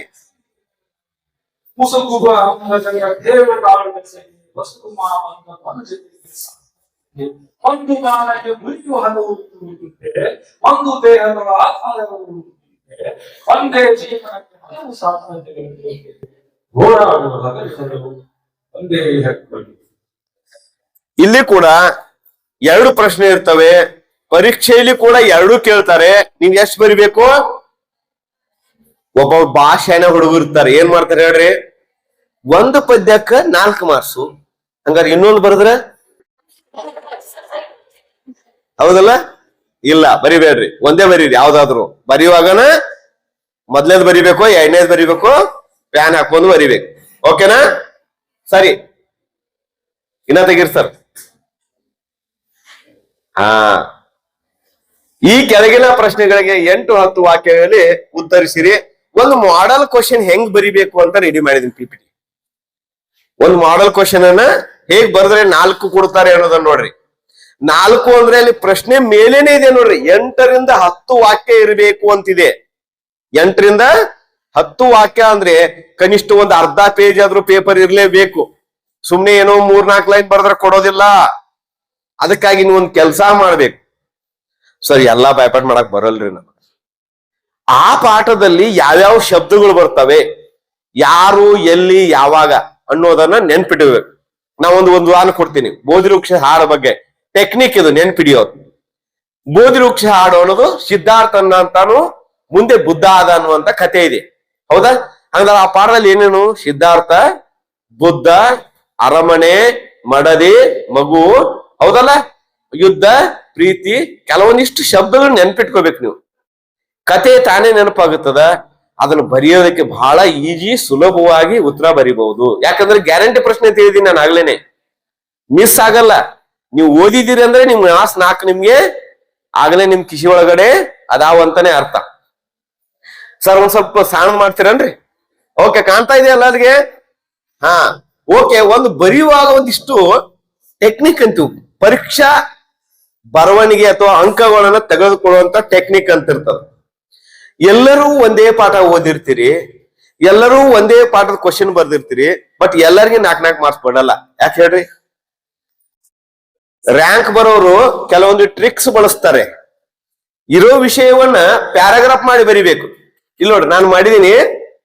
ಇಲ್ಲಿಂದ ಒಂದು ಪ್ಯಾರಾಗ್ರಾಫ್: ಮರವು ಬಳ್ಳಿಯ ಹೂವನ್ನು ಮುಡಿದು ಅಪ್ಪಿಕೊಂಡಂತೆ ನಗುತ್ತಿತ್ತು, ಹಕ್ಕಿಯು ಸುಂದರವಾಗಿ ಹಾಡುತ್ತಿತ್ತು, ಇರುವೆಗಳು ಹುತ್ತದಿಂದ ಹೊರಗೆ ಬಂದು ಗುಂಪಾಗಿ ಸಾಲುಗಟ್ಟಿ ನಡೆಯುತ್ತಿತ್ತು, ಬೆಳ್ಳಕ್ಕಿ ಗುಂಪಾಗಿ ಬಾಣಿಗೆ ಏನಿಯನ್ನು ಹಾಕುವಂತೆ ಕಂಡವು, ಕಾಡ ತುಂಬಾ ಪ್ರೀತಿಯ ಹೊಳೆಯ ಕೆರೆ ತುಂಬಿ ಹರಿಯುವಂತೆ ಕಾಣುತ್ತಿತ್ತು, ಗೂಡಿನಲ್ಲಿ ಹೊಸರಾಗ ಕೇಳಿ ಬಂದಿತ್ತು, ದುಂಬಿಯ ಮಕರಂದವನ್ನ ಸವಿಯನ್ನು ಸವಿಯಲೆಂದು ಹೂವಿನಿಂದ ಹೂವಿಗೆ ಹಾರುತ್ತಿತ್ತು, ಎಲ್ಲ ಗಿಡವೂ ಒಂದನ್ನೊಂದು ಅಪ್ಪಿಕೊಂಡು ಕುಣಿಯುವಂತೆ ಕಂಡಿತು. ಈ ಪದ್ಯ ಬೈಪಾಟ್ ಮಾಡ್ಯಾರ ನೀವು. ಅದನ್ನ ಗದ್ಯ ರೂಪದಾಗ ಬರೆಯಕ್ ಪ್ರಾಕ್ಟೀಸ್ ಮಾಡ್ಬೇಕು. 2 ಪ್ಯಾರಾ ಇದೆ. ಪೇಪರ್ ಚೆಕ್ ಮಾಡೋರ್ಗೆ ಏನ್ ಅನ್ಸದವ್ರ ಇಂಪ್ರೆಷನ್ ಆಗುತ್ತೆ. ಪರವಾಗಿಲ್ಲಪ್ಪ, ಬಹಳ ಚಂದ ಬರ್ದಾರು, ನಾವ್ ಎಷ್ಟು ಕೊಡೋಣ ಮಾರ್ಕ್ಸ್? 4ಕ್ಕೆ 4 ಕೊಟ್ಟು ಬಿಡೋ ನನಗಿರ್ಬಾರ್ದು. ಇವನು 4ಕ್ಕೆ 4 ಕೊಟ್ಟು ಬಿಟ್ಟು ಅವನ ಓಡೋಗಂಗಿರ್ಬಾರ್ದು. ಒಬ್ಬರು ಬರ್ದಿರ್ತೀರಿ ನೋಡ್ಬೇಕು. ಪೇಪರ್ದ ಹೆಂಗಿರ್ತಾವಂದ್ರೆ ಇರೋ BP 300 ಏರ್ ಬಿಟ್ಟಿರ್ತದ ಅವ್ರದ್ದು. ಹಂಗ ಬರಿಬಾರ್ದು. ಸ್ವಲ್ಪ ನೀಟಾಗಿ ಚೆನ್ನಾಗಿ ಪ್ರಾಕ್ಟೀಸ್ ಮಾಡಿ. Okay sir. ಅಡಿಗರ ಪ್ರಕಾರ ಜೀವನ ಯಾವಾಗ ಸಾರ್ಥಕವಾಗುತ್ತದೆ? ಜೀವನ ಸಾರ್ಥಕ ಯಾವಾಗ ಆಗುತ್ತದ ಅನ್ನೋದನ್ನ ಇಲ್ಲಿ ನೋಡ್ರಿ. ಪ್ರಸ್ತುತ ಪದ್ಯ ಭಾಗದಲ್ಲಿ ಕವಿ ಒಂದ್ ಸ್ವಲ್ಪ ನೋಡ್ರಿ, ಇಲ್ಲೊಂದ್ ಸ್ವಲ್ಪ ವಿಚಾರ ಮಾಡ್ರಿ. ಸರ್ ಪ್ರಶ್ನೆ ನೆನಪಾಗಿದೆ, ಉತ್ತರ ಹೆಂಗ್ ಸ್ಟಾರ್ಟ್ ಮಾಡ್ಬೇಕು? ಸ್ಟಾರ್ಟರ್ ಪ್ರಾಬ್ಲಮ್ ಇರ್ತಾವ ನೋಡ್ರಿ ಗಾಡಿಗಳು. ಹಂಗ ಬರೀದು ಉತ್ತರ ಕೆಲವ್ರ ಸಮಸ್ಯೆ ಆಗತ್ತೆ. ಬಾಯ್ಪಾಟ್ ಮಾಡಿರಂಗಿಲ್ಲ, ಉತ್ತರ ಬರೆಯಕ್ ಬರ್ತಿರ್ತದ. ಅವಾಗ ಒಂದ್ ಸ್ವಲ್ಪ ಟೆಕ್ನಿಕ್ ಓಡಿಸ್ಬೇಕು. ಏನ್ ಹೇಳ್ರಿ, ಪ್ರಶ್ನೆ ಒಳಗ್ ಮ್ಯಾಲ್ ಕೊಟ್ಟಾನು, ಅಡಿಗರು ಅಂತ ಕೊಟ್ಟಾನ, ಅದನ್ನ ತೆಳಗ್ ತಗೋದು ಅವು. ಏನು ನೋಡ್ರಿ, ಪ್ರಸ್ತುತ ಪದ್ಯ ಭಾಗದಲ್ಲಿ ಯಾವ ಪದ್ಯ? ಆ ಪಾಠದ ಪದ್ಯ. ಯಾರು ಹೇಳ್ಯಾರು? ನೀವ್ ಹೇಳತ್ತ ಅಡಿಗರತ್ತಂದ ಅವ್ರ ಕೇಳ್ಯಾರಲ್ಲಿ.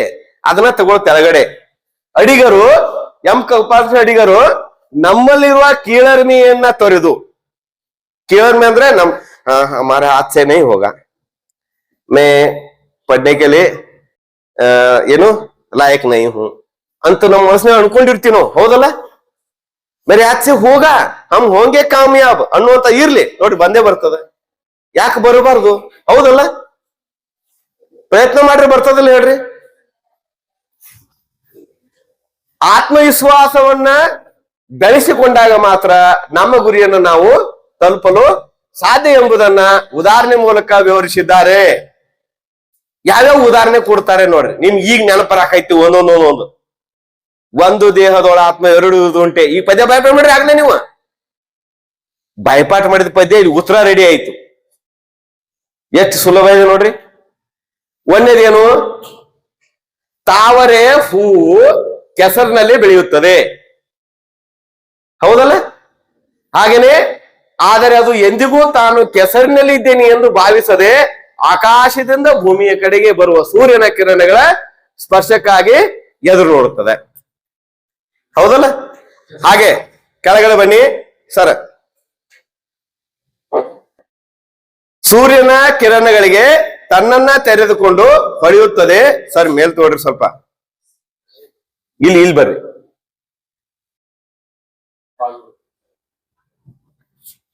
ಇದು ಇಲ್ಲಿ ಬನ್ನಿ.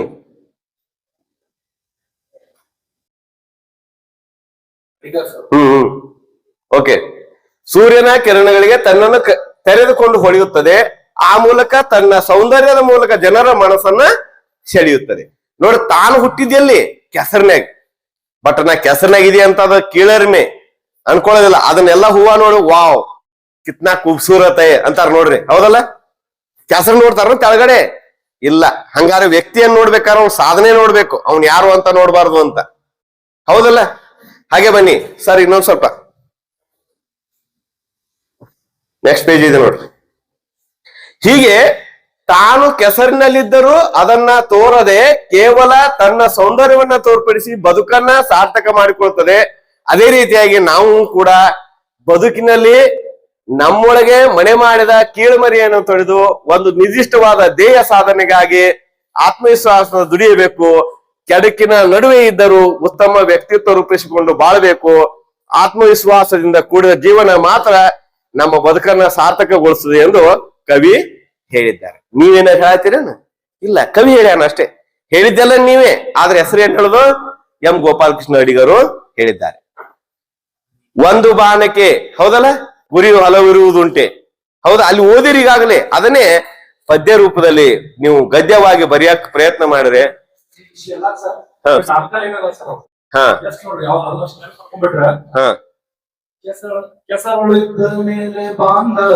ನೋಡಿ.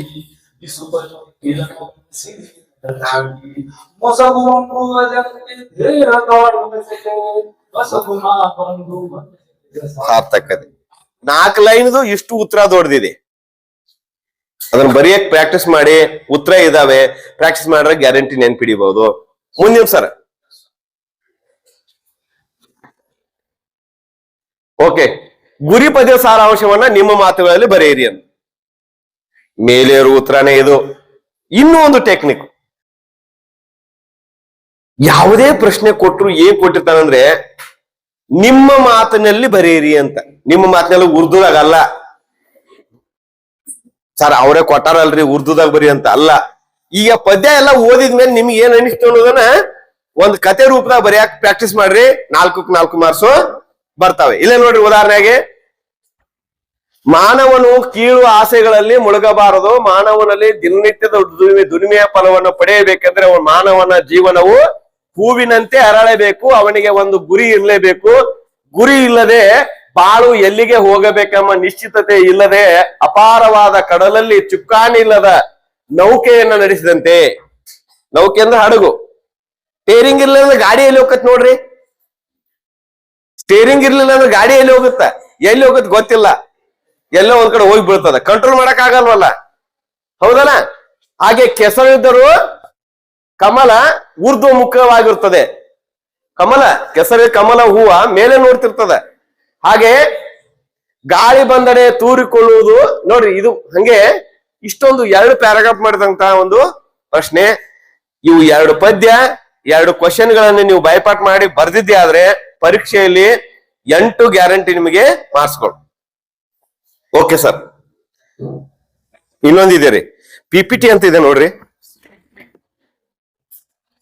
ಸಿಗ್ತು?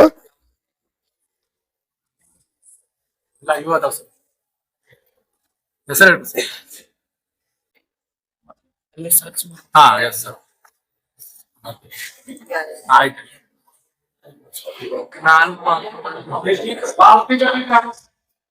क्या सवाल है तो खड़े रहकर पूछ सकते हैं आपस में बात कर. ಮಾತಾಡ್ಬೇಡಿ, ಇಲ್ಲಿ ನೋಡ್ರಿ.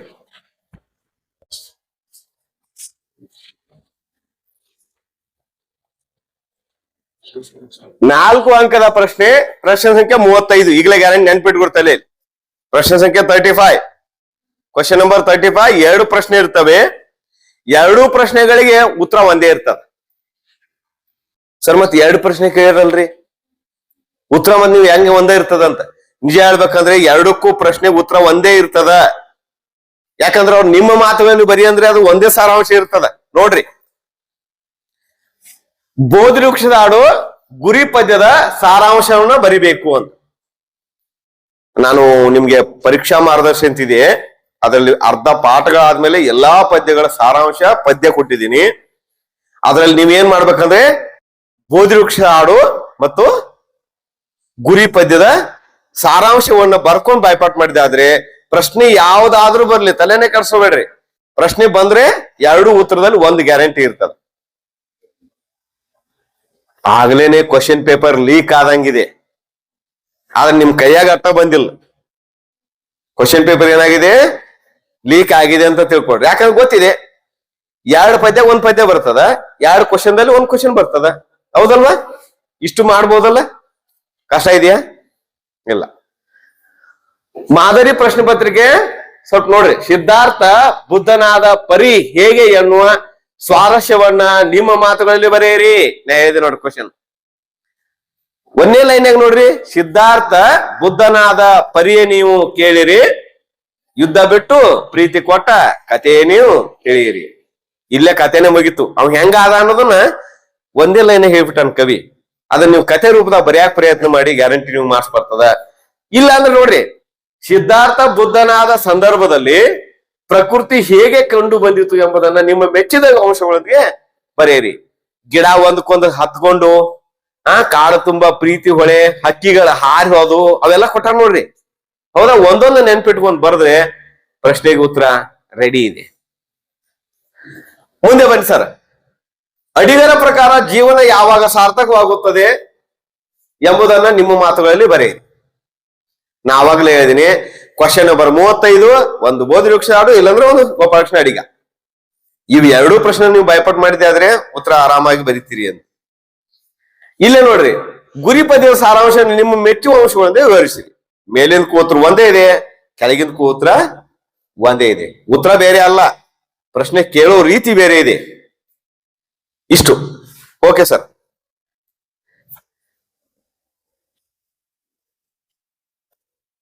ಓಕೆ, ಏನೇನ್ ಮಾಡ್ಬೇಕು ಅಂತ ಇಲ್ಲಿವರೆಗೆ ನೀವು ನೋಟ್ಬುಕ್ ನಲ್ಲಿ ಯಾವ್ಯಾವ ಪಾಠದ ಮೇಲೆ ಒಂದು ವಾಕ್ಯ ಬಂದು, ಎರಡು ವಾಕ್ಯದ ಬಂದು, ಸಂದರ್ಭ ಯಾವ ಬಂದು, ಕವಿ ಪರಿಚಯ ಯಾವ ಬಂದು, ಕಂಠಪಾಠ ಪದ್ಯ ಯಾವ ಬಂದು ಗೊತ್ತಿದೆ, ಬರ್ಕೊಂಡೇರಿ.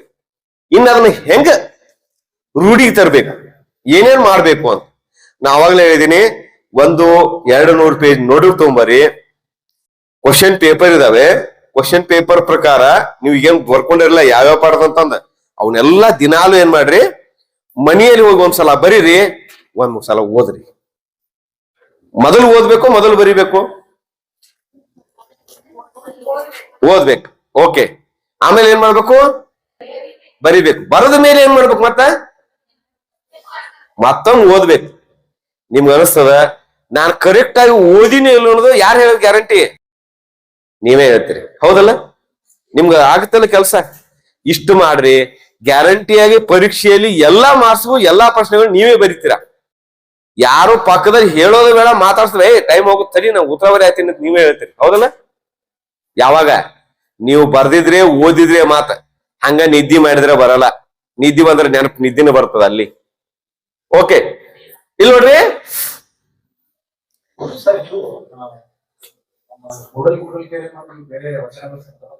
ಇಲ್ಲ ಸರ್, ಅಲ್ಲಿ ಆಗ್ಲೇ ಹೇಳಿದಿನ ಅವ್ರ ಸಂದರ್ಭ ಅಷ್ಟ ಬರ್ತಾವ ಸರ್. ಸರ್, ಅವ್ರ ಏನ್ ಯಾರು ಅದೇ ಪ್ರಕಾರ ಓದೋದು. ಈ ವರ್ಷ ಏನಿದೆ ಈಜಿ ಆಗಿದೆ. ಇವೇನೇನದವಲ್ಲ ಇಲ್ಲಿ ನೋಡ್ರಿ, ಮಾದರಿ ಲೇಖನ, ಅಲಂಕಾರ, 1 ಅಂಕದ ಪ್ರಶ್ನೆ, 4 ಅಂಕದ ಪ್ರಶ್ನೆ, ಸಂದರ್ಭ, ಇವುಗಳನ್ನ ದಿನಾಲು ಏನ್ ಮಾಡ್ತಾ ಇರ್ಬೇಕು ನೀವು. ಈಗ ಏನ್ ಹೇಳ 200 ಪೇಜ್ ಇದೆಯಲ್ಲ, ಇಲ್ಲಿವರೆಗೆ ನೀವು ವರ್ಕ್ ಮಾಡಿಲ್ಲ ಅಂದ್ರೂ ಚಿಂತೆ ಇಲ್ಲ.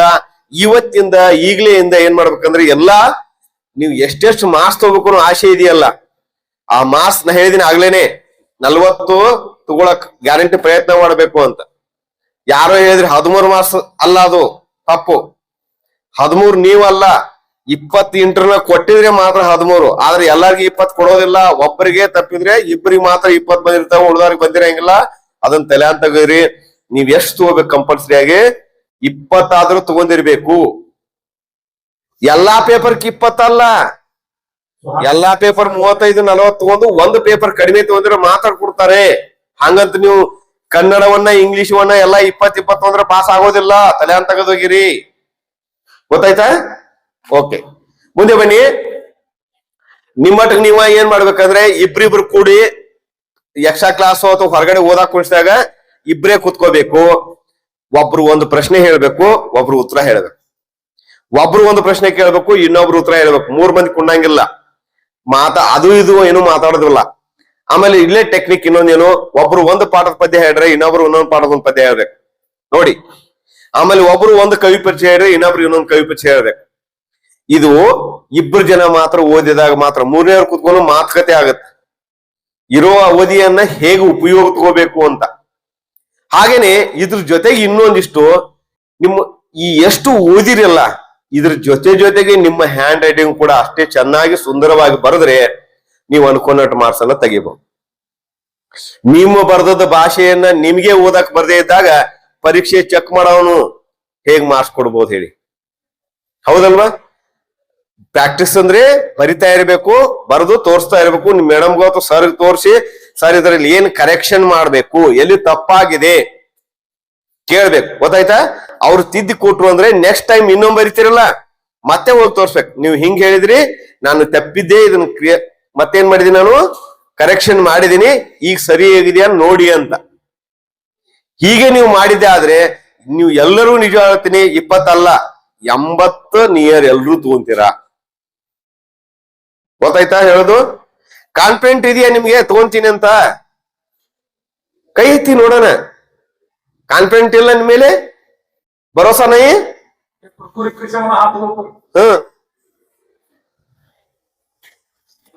ಓಕೆ, ಇಲ್ಲಿ ನೋಡಿ ಏನೇನ್ ಮಾಡ್ಕೋಬೇಕು ಅಂತ ನೀವು ಪಾಯಿಂಟ್ಸ್, ಫೈನಲ್ ಟಿಪ್ಸ್. ಮೊದಲಿಗೆ ಎಷ್ಟು ಕಂಠಪಾಠ ಪದ್ಯ ಇದಾವೆ? 2 ಇದಾವೆ. ಅವು 2 ಮೊದಲು ಏನ್ ಮಾಡ್ಬೇಕು? ಬುಕ್ ನಲ್ಲಿ ಬರ್ಕೋಬೇಕು. ಅದಾದ್ಮೇಲೆ ಕವಿ ಮತ್ತು ಲೇಖಕರ ಪರಿಚಯ ಎಷ್ಟಿದಾವೆ ಅವನ್ನ ಬರ್ಕೋಬೇಕು. ಸರಿನಾ? ಮುಂದಿದೆ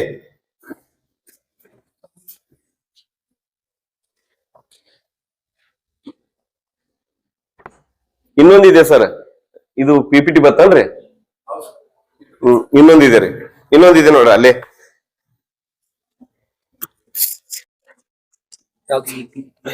ಒಂದ್ ನಿಮಿಷ. ಪರೀಕ್ಷಾ ಪಾಸಿಂಗ್ ಪ್ಯಾಕೇಜ್ ಅಲ್ಲ ಅಲ್ರಿ, ಅದು ಅಲ್ಲ. PPT ಹತ್ರನೇ ಅದ. ಎಲ್ಲಿದಾರ ಈಗ? ಇದೆ ಸರ್, ಪರೀಕ್ಷಾ ಐತ್ರಿ ಕೆಳಗ ಕನ್ನಡ ಲ್ಯಾಂಗ್ವೇಜ್ ಐತಿ. ಇದ್ರ ಅದು ಸಾಹಿತ್ಯ ಫೈನಲ್ ಅಲ್ರಿ? ಓಕೆ, ಹಾ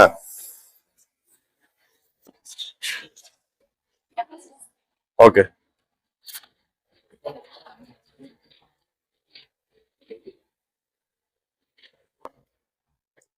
ನೋಡ್ರಿ, ಇದು ಜನವರಿ ತಿಂಗಳದಾಗ ಒಂದು ಆಕ್ಷನ್ ಪ್ಲಾನ್ ಇದೆ. ಯಾವ್ಯಾವ ವಾರದಲ್ಲಿ ಏನೆಲ್ಲ ನಾವು ಓದಬಹುದು ಅಂತ, ಯಾವ ಪಾಠಗಳನ್ನ, ಯಾವ ಪದ್ಯಗಳನ್ನ, ಯಾವ ಸಂದರ್ಭಗಳನ್ನ, ಯಾವ ಕವಿ ಪರಿಚಯವನ್ನ ಯಾವ್ಯಾವ ವಾರದಲ್ಲಿ ನಾವು ಓದಿ ಬರೆದು ಪ್ರಾಕ್ಟೀಸ್ ಮಾಡ್ಬೇಕು ಅನ್ನೋ ಒಂದಿದೆ.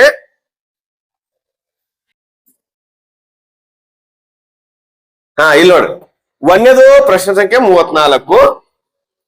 ಕವಿ ಯಾವುದು? ಕಂಠಪಾಠ ಪದ್ಯ. ಕಂಠಪಾಠ ಪದ್ಯ ಎಷ್ಟು? 2. ಒಂದು ಬೋಧಿವೃಕ್ಷದ ಹಾಡು, ಇನ್ನೊಂದು ಕುರಿ. ಹೌದಲ್ವಾ? ಇವೆರಡು ಪದ್ಯಗಳನ್ನು ನೀವು ಗ್ಯಾರಂಟಿ ನೀವು ಕಂಠಪಾಠ ಮಾಡಿದ್ರೆ ನಿಮ್ಗೆ 4 ಮಾರ್ಕ್ಸ್ ಕ್ವಶನ್, 4 ಮಾರ್ಕ್ಸ್ ಕಂಠಪಾಠ, 8 ಮಾರ್ಕ್ಸ್ ಬಂದಂಗ ಆಯ್ತು ಗ್ಯಾರಂಟಿ ಆಗಿ. ಮುಂದಿಂದು ಪ್ರಶ್ನೆ ಸಂಖ್ಯೆ 25 ಕವಿ ಅಥವಾ ಲೇಖಕರ ಪರಿಚಯ 3 ಮಾರ್ಕ್ಸ್ ಇರ್ತವೆ. ನೀವು ಪ್ರಯತ್ನ ಮಾಡಿದ್ದೆ ಆದ್ರೆ, ಈಗ ಹೇಳ್ತಾ ಇರೋದು ಯಾರು ಗೊತ್ತಾ? ಪಾಸಿಂಗ್ ಆಗೋರಿಗೆ ಮಾತ್ರ ಇದು, ಸ್ಕೋರ್ ಮಾಡೋರ್ಗೆಲ್ಲ. ನೀವು ಸ್ವಲ್ಪ ಆದ್ರೂ ಪ್ರಯತ್ನ ಮಾಡ್ರೆ 2 ಮಾರ್ಕ್ಸ್ ನಿಮ್ಗೆ ಗ್ಯಾರಂಟಿ ಬರ್ತವೆ. ಪ್ರಶ್ನೆ ಸಂಖ್ಯೆ 36 ಅಪಠಿತ ಗದ್ಯ ಅಂದ್ರ ಪ್ಯಾಸೇಜ್, ಅನ್ಸಿನ್ ಪ್ಯಾಸೇಜ್ ಅಂತ ಹೇಳಿದೀನಿ. ಕೊನೆ ಪಕ್ಷ ನೀವು ಅಲ್ಲಿ ಇರೋದನ್ನ ನೋಡಿ ಬರೆದ್ರೆ ನಿಮ್ಗೆ ಎಷ್ಟು ಮಾರ್ಕ್ಸ್ ಬರ್ತವೆ? 4 ಮಾರ್ಕ್ಸ್ ಬರ್ತವೆ. ಮತ್ ಅದನ್ನೂ ಬರೆಯಕ್ಕೆ ಬರಲ್ಲ. ಅಪ್ಪೇ ನೀವು 3 ಒಂದ್ ಸ್ವಲ್ಪ ಎದ್ ನಿಲ್ರಿ. ಸೊ ನೀನು ಎದ್ ನಿಲ್ತಿರೋ ಹೊರಗೆ ಹೋಗ್ತೀರಿ. ಸಮಸ್ಯೆ ಏನ್ ಹೇಳ್ರಿ? ಯಾವ ಹೊರ? ಹೌದಿಲ್ಲ? ನಾನು ಬಹಳ ತಪ್ಪ ನೋಡ್ತಾ ಇದ್ದೀನಿ, ಬಟ್ ಕ್ಯಾಮ್ರಾ ರೆಕಾರ್ಡ್ ಆಗ್ತಾ ಇದೆ ಅಂತ ಅಂದಿಲ್ಲ, ಆ ಕಡೆ ನೋಡ್ಲೂ ಇಲ್ಲ. ಪ್ರಶ್ನೆ ಸಂಖ್ಯೆ 25ರಲ್ಲಿ ಕವಿ ಮತ್ತು ಲೇಖಕರ ಪರಿಚಯ. 3 ಜನ ಕವಿಗಳಿದ್ದಾರೆ, 3 ಜನ ಲೇಖಕರಿದ್ದಾರೆ, 7 ಜನ ಇದ್ದಾರೆ. 7 ಜನರನ್ನ ಬರೆದ್ರೆ ಸರ್ ಸುಮ್ನೆ ಕವಿ ಪರಿಚಯ ಬೈಪಾಟ್ ಮಾಡೋದ್ರ ಏನ್ ಲಾಭ ರೀ? ಅದು ಲಾಭ ಇದೆ. ಅಮೀನಾ ಹೇಳ್ತೀಯಾ? ಕವಿ ಪರಿಚಯ ಓದೋದ್ರಿಂದ, ಲೇಖಕ ಪರಿಚಯ ಓದೋದ್ರಿಂದ ಏನ್ ಲಾಭ ಇದೆ? ಸಂದರ್ಭನು ಬರ್ತದ, ಸಾರಾಂಶನು ಬರ್ತದ. ನೀವು ಓದಿದ್ಕೆ ಯಾವ್ದು ವೇಸ್ಟ್ ಇಲ್ಲ, ಹೌದಲ್ಲ? ನೀವು ಕವಿ ಪರಿಚಯ ಓದಿದ್ರು ಕೂಡ ಸಂದರ್ಭ ಬರೆಯುವಾಗ ಬೇಕ, ಸಾರಾಂಶ ಬರೆಯುವಾಗ ಬೇಕಾ? ನಿಮ್ಗೆ ಲಾಭ ಇದೆ, ನಷ್ಟ ಅಂತೂ ಏನೂ ಇಲ್ಲ ನೋಡ್ರಿ. ಅದಕ್ಕೆ ಹೇಳೋದು. ಇದಾದ್ಮೇಲೆ 36 ಅಪಠಿತ ಗದ್ಯ ನೋಡ್ಕೊಂಡು ಒಂದ್ ಅರ್ಧ ಪುಟ ಗಟ್ಲೆ ಪ್ಯಾರ ಕೊಟ್ಟಿರ್ತಾರೆ. ಅದರಲ್ಲಿ ನೀವು ಒಂದ್ಸಾರಿ ಓದಿದ್ರಿ ಅಂದ್ರೆ ಹಿಂದು ಮುಂದು ಪ್ರಶ್ನೆ ಇರ್ತವೆ, ಕೆಳಗೆ ಮೇಲೆ ಅದಕ್ಕೆ ಉತ್ತರ ಬರೆದ್ರೆ 4 ಮಾರ್ಕ್ಸ್ ಇದಾವೆ. ಇನ್ನು ಪತ್ರ ಮತ್ತು ಪತ್ರದಲ್ಲಿ 2 ಕೊಟ್ಟಿರ್ತಾರೆ. 2 ಪತ್ರ ತಗೊಂಡ ತಕ್ಷಣ ಯಾವುದೋ ಒಂದು ಬರೆಯೋದಲ್ಲ, ಅದರಲ್ಲಿ ಮೊದಲಿಗೆ ಓದ್ಬೇಕು. ನಿಮ್ಮನ್ನಂದ್ರ ತುಮಾರ ನಾಮ ಕೊಟ್ಟಿರ್ತಾನೆ. ನೀ ಇಲ್ಲಿ ಸಹನಾ ಇದೆಯಾ, ಅಲ್ಲಿ ರುದ್ರೇಶ್ ಆಗಿರ್ತಾನೆ ಅವನು. ನಾ ಯಾಕೆ ರುದ್ರೇಶ್ ಆಗಿಲ್ಲ ಅಂತ ಅನ್ಬೇಡ್ರಿ. ನಿಮ್ಮ ಪೇಪರ್ ಮುಗಿಯೋರ್ಗೆ ನಿಮ್ ಹೆಸರು ಏನ್ ಹೇಳ್ರಿ, ರುದ್ರೇಶ್ ಅಂತಾನೆ ತಿಳ್ಕೊಡ್ರಿ. ಪೇಪರ್ದಾಗ ನಿಮ್ ಹೆಸರು ಬರೆಯಂಗಿಲ್ಲ, ಗೊತ್ತಲ್ಲ ನಿಮ್ಗೆ. ಅಲ್ಲಿ ಕೊಟ್ಟಿರ್ತಾರ ಅವ್ರು, ನಿಮ್ಮೂರು ಶಿವಮೊಗ್ಗ ಅಂತ ಕೊಟ್ಟಿರ್ತಾರ. ನಾವ್ ಬಾಚಾಪುರದವಳದೀನಿ, ನಾನ್ಯಾಕ್ ಶಿವಮೊಗ್ಗ ಅನ್ನಂಗಿಲ್ಲ. ಪೇಪರ್ ಮುಗಿಯೋವರ್ಗೆ ನೀವು ಯಾವ್ರವ್ರು ಶಿವಮೊಗ್ಗದವ್ರ ತಿಳ್ಕೊಡ್ರಿ, ಹೌದಲ್ಲ? ಅವ್ರ ಹೆಸರು ಕೊಟ್ಟಿರ್ತಾರೆ, ಊರು ಕೊಟ್ಟಿರ್ತಾರೆ, ನಿಮ್ಗೆ ಯಾರಿಗ್ ಪತ್ರ ಬರೀಬೇಕು ಅನ್ನೋದು ಕೊಟ್ಟಿರ್ತಾರೆ. ಕಿಸ್ಕೋ ಲಿಖನ ಆಯೆ. ಆಮೇಲೆ ಯಾವ ಕಾರಣಕ್ಕಾಗಿ ಅಲ್ಲಿ ಒಂದು ಪುಸ್ತಕ ಬೇಕಾಗಿರ್ತದ, ಲೈಬ್ರರಿ ಒಂದು ಡಿಸಿಗೆ ಬರಿತಾ ಇರ್ತಾರ, ಬಸ್ ಅವ್ರು ಬಂದಿರಂಗಿಲ್ಲ, ಏನೋ ಒಂದು ಸಮಸ್ಯೆ ಕೊಟ್ಟಿರ್ತಾನೆ, ವಿಷಯವನ್ನು ಅವರೇ ಕೊಟ್ಟಿರ್ತಾರೆ, ಹೌದಲ್ವಾ? ಅದನ್ನ ನೀವು ನೀಟಾಗಿ ಓದ್ಕೊಂಡ್ಬಿಟ್ರೆ cut and paste, copy and paste ಅಂತಾರ ನೋಡ್ರಿ. ಅಲ್ಲಿರೋ ತಗೊಂಡು ನೋಟ್ ಪೇಪರ್ದಲ್ಲಿ ಬರೆದ್ರೆ ನಿಮ್ಗೆ 5ಕ್ಕೆ 5 ಮಾರ್ಕ್ಸ್ ಬರ್ತವೆ. ಆದ್ರೆ ಹಂಗ ಬರಲ್ಲ. ಅದು ಏನ್ ಮಾಡ್ಬೇಕು, ಪ್ರಾಕ್ಟೀಸ್ ಮಾಡ್ಬೇಕು. ಮಾಡಿದ್ರೆ ಗ್ಯಾರಂಟಿಯಾಗಿ ಸರ್ ನಾನು ಬಾಯ್ಪಾಟ್ ಮಾಡಿಲ್ಲಲ್ರಿ, ಬಾಯ್ಪಾಟ್ ಮಾಡೋ ಅವಶ್ಯಕತೆ ಏನಿಲ್ಲ. ಉತ್ತರನೂ ಅವರ ಕೊಟ್ಟಾರೆ, ಪ್ರಶ್ನೆನೂ ಅವರ ಕೊಟ್ಟಾರೆ. ನಾವೇನ್ ಮಾಡ್ಬೇಕಾಗಿದೆ, ಆ ವಸ್ತುವನ್ನ ತಗೊಂಡು ಅವ್ರು ಹೇಳ್ದಂಗ್ ಬರೆದ್ರೆ ಸಾಕು, ನಮ್ಗೆ 5 ಮಾರ್ಕ್ಸ್ ಬರ್ತವೆ. ಏನೋ ಸ್ವಲ್ಪ ಖರಾಬ್ ಆದ್ರೂ 4 ಆದ್ರೂ ಬರ್ತವೆ. ಅರ್ಥ ಆಗ್ತಾ ಇದೆ ಹೇಳೋದು? 1 ಮಾರ್ಕ್ಸ್ ಕಟ್ ಆದ್ರೂ ಕೂಡ 4 ಆದ್ರೂ ಗ್ಯಾರಂಟಿ ಬರ್ತಾವ ಇದೆಯಲ್ಲ. ಓಕೆ, ಮುಂದೆ ಬನ್ನಿ. ಇನ್ನ ಅಲಂಕಾರ ಅಂತ ಹೇಳಿದೀನಿ. ಅಲಂಕಾರ ಸಾಮಾನ್ಯವಾಗಿ ಇಲ್ಲಿವರೆಗೆ ಉಪಮಾ ಅಲಂಕಾರ ಕೇಳ್ತಾ ಇದ್ರು. ಬನ್ನಿ ಸರ್.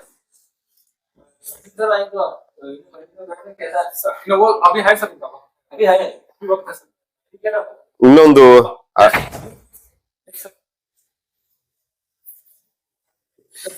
ಓಕೆ, ಅಲಂಕಾರದಲ್ಲಿ ಯಾವ್ಯಾವ ಪಾಠದಲ್ಲಿ ಅಲಂಕಾರ ಬಂದ ಅನ್ನೋದು ನಿಮ್ಗೆ ಮೊದಲು ಗೊತ್ತಿರ್ಬೇಕು. ಸಾಮಾನ್ಯವಾಗಿ ಯಾವಂದ್ರೆ ಕುಣಿಗಲ್ ಕೆರೆ ಮೇಲೆ 2 ಬರ್ತವೆ.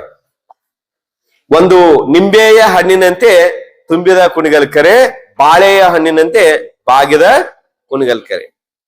ಹಾಗೇನೆ ಆ ಪುಸ್ತಕದಲ್ಲಿ ಬರುವಂತ ಎಲ್ಲಾ ಅಲಂಕಾರಗಳನ್ನು ಒಂದ್ ಕಡೆ ರೆಡಿ ಇದೆ. ಮೊದಲಿಗೆ ಓದ್ಬೇಕು. ಓದಿದಾಗ ನಿಮ್ಗೆ ಗೊತ್ತಾಗತ್ತೆ. ಅಂತ್ಯ ಅಂತ ಬಂದಿದ್ರೆ ಅದು ಉಪಮಾ ಅಲಂಕಾರ ಇರ್ತದ, ಅಂತ್ಯ ಅಂತ ಬಂದಿರ್ಲಿಲ್ಲ ಅಂದ್ರೆ ರೂಪಕ ಅಲಂಕಾರ ಇರ್ತದ. ಒಂದು ಮತ್ತೊಂದರಂತೆ ಇದೆ ಎಂದು ಹೋಲಿಸಿ ಹೇಳುವುದೇ ಉಪಮಾ ಅಲಂಕಾರ. ಒಂದು ಮತ್ತೊಂದರಂತೆ ಇದೆ ಎಂದು ಹೋಲಿಸಿ ಹೇಳುವುದು ಉಪಮಾ ಅಲಂಕಾರ. ಇನ್ನು ಒಂದು ಮತ್ತೊಂದು ಅಂತ ಹೇಳದೆ 2 ಒಂದೇ ಅಂತ ಹೇಳೋದೇ ರೂಪಕ ಅಲಂಕಾರ, ಹೌದಲ್ವಾ? ಹಾಗೆ ರೂಪಕ ಅಲಂಕಾರದಲ್ಲಿ ಅಂತ್ಯ ಅಂತ ಇರೋದಿಲ್ಲ. ನಾಡನರಿ, ವನಜಮುಖಿ, ಹೌದಾ? ನೋಡ್ರಿ ಇಂಥವೆಲ್ಲ ಇದಾವ ಅಲ್ಲಿ. ಕಮಲಮುಖಿ, ಪ್ರಾಣಸಖಿ, ಸೀತೆಯ ಮುಖ ಕಮಲ ಅರಳಿತು, ಹಿಂಗ್ ಕೆಲವೊಂದಿಷ್ಟು ಬಂದಾವೆ.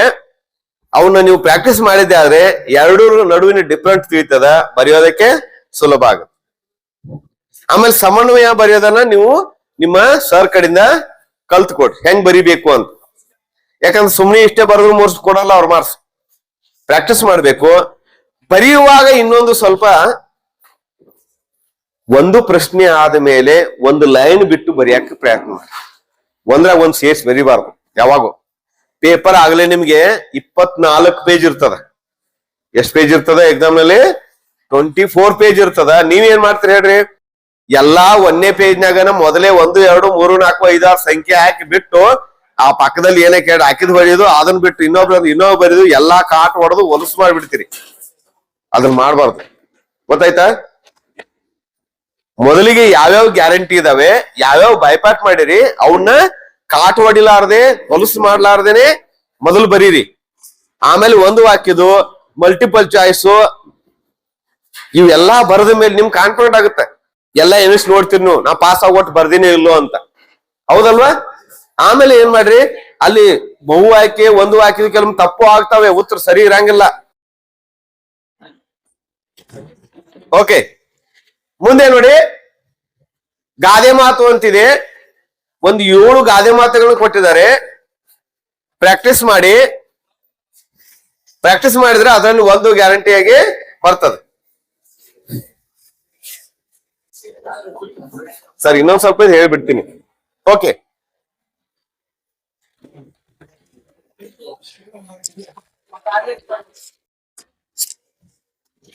ಅಪ್ಪ ಇನ್ನೊಂದಿತ್ತಲ್ಲ ಕೊಡ್ರಲೆ, ಇನ್ನೊಂದಿತ್ತು ಹಸಿರು ಕಲರ್, ಯಾರು ತಗೊಂಡಾರಿ? ಓಕೆ, ಬನ್ನಿ ಸರ್. ಮಕ್ಕಳ ಇಲ್ಲೆಲ್ಲ ನೋಡಿ, ಇಲ್ಲಿ ಒಂದಿದೆ, ಇಲ್ಲಿ ಒಂದಿದೆ. ಇದ್ರಾಗಿರೋ ಪ್ರಶ್ನೆಗಳನ್ನ ಎಲ್ಲಾ ಓದಿದ್ರೆ 100% ಸಾಲ್ವ್ ಮಾಡ್ಬೋದು. ಇದು ಸರ್ ನಾವು ಬರೀ ಪಾಸ್ ಆಗಕ್ ಸಾಧ್ಯ ಅಷ್ಟ ಕೊಡ್ರಿ ಅಂದ್ರೆ ಇದಿದೆ. 2 ಮಾಡಿದೀನಿ.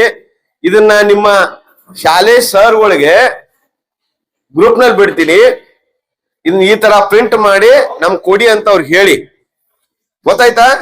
ಕಾಣಿಸ್ತಾ ಇದೆಯಾ? ನಮ್ಮ ಹುಡುಗರು ಕೊಟ್ಟಿದ್ದೀನಿ. ಶಾಬಂದ್ ಅವರು, ಪಾಚಾಪುರ, ಎಮ್ಕನ್ ಮಡಿ ಅವರು ನಿಮ್ ಸರ್ಗಳಿಗೆ ಕಳ್ಸಿದೀನಿ. ಇದನ್ನ ಈ ತರ ನೋಡ್ರಿ, ಇದನ್ನ ನಡು ಸೂಜಿ ದಾರ ಹಾಕಿ ಬುಕ್ ತರ ಆದ್ರೂ ಮಾಡ್ಬೋದು, ಪಿನ್ ಆದ್ರೂ ಹೊಡಿಬಹುದು. ಇಷ್ಟು 10 ಹಾಳೆ ಓದಿದ್ರೆ ನಿಮ್ಗೆ 64 ಮಾರ್ಕ್ಸ್ ಬರ್ತವೆ. ಇಷ್ಟು ಓದಿದ್ರೆ. ಇನ್ನು ಪೂರ್ಣ ಓದ್ತೀನಿ ಅಂದ್ರೆ ಇದು 80 ಮಾರ್ಕ್ಸ್ ಇದೆ. 2 ನಿಮ್ಗೆ ಕೊಟ್ಟಿರ್ತೀನಿ. ಇನ್ನೂ 2 ತಿಂಗಳಿದೆ. ಇರೋ ಅವಧಿಯನ್ನ ಸಮಯ ವ್ಯರ್ಥ ಮಾಡದೆ ಪ್ರಾಕ್ಟೀಸ್ ಮಾಡಿ. ನಿಮ್ಮ ಅವ್ವ ಅಪ್ಪಗೆ, ನಿಮ್ ಊರಿಗೆ, ನಿಮ್ ಕಲ್ಸಿರ್ತಂತ ತಂದೆ ತಾಯಿಗಳಿಗೆ, ಗುರುಗಳಿಗೆ ಒಳ್ಳೆಯವರಾಗ್ರಿ, ಸಮಾಜಕ್ಕೆ, ನಿಮ್ ಜೀವನಕ್ಕೆ ಒಳ್ಳೇದಾಗ್ಲಿ ಅಂತ ಹೇಳ್ತಾ ಸರ್ ಮುಗಿಸ್ಲಿ.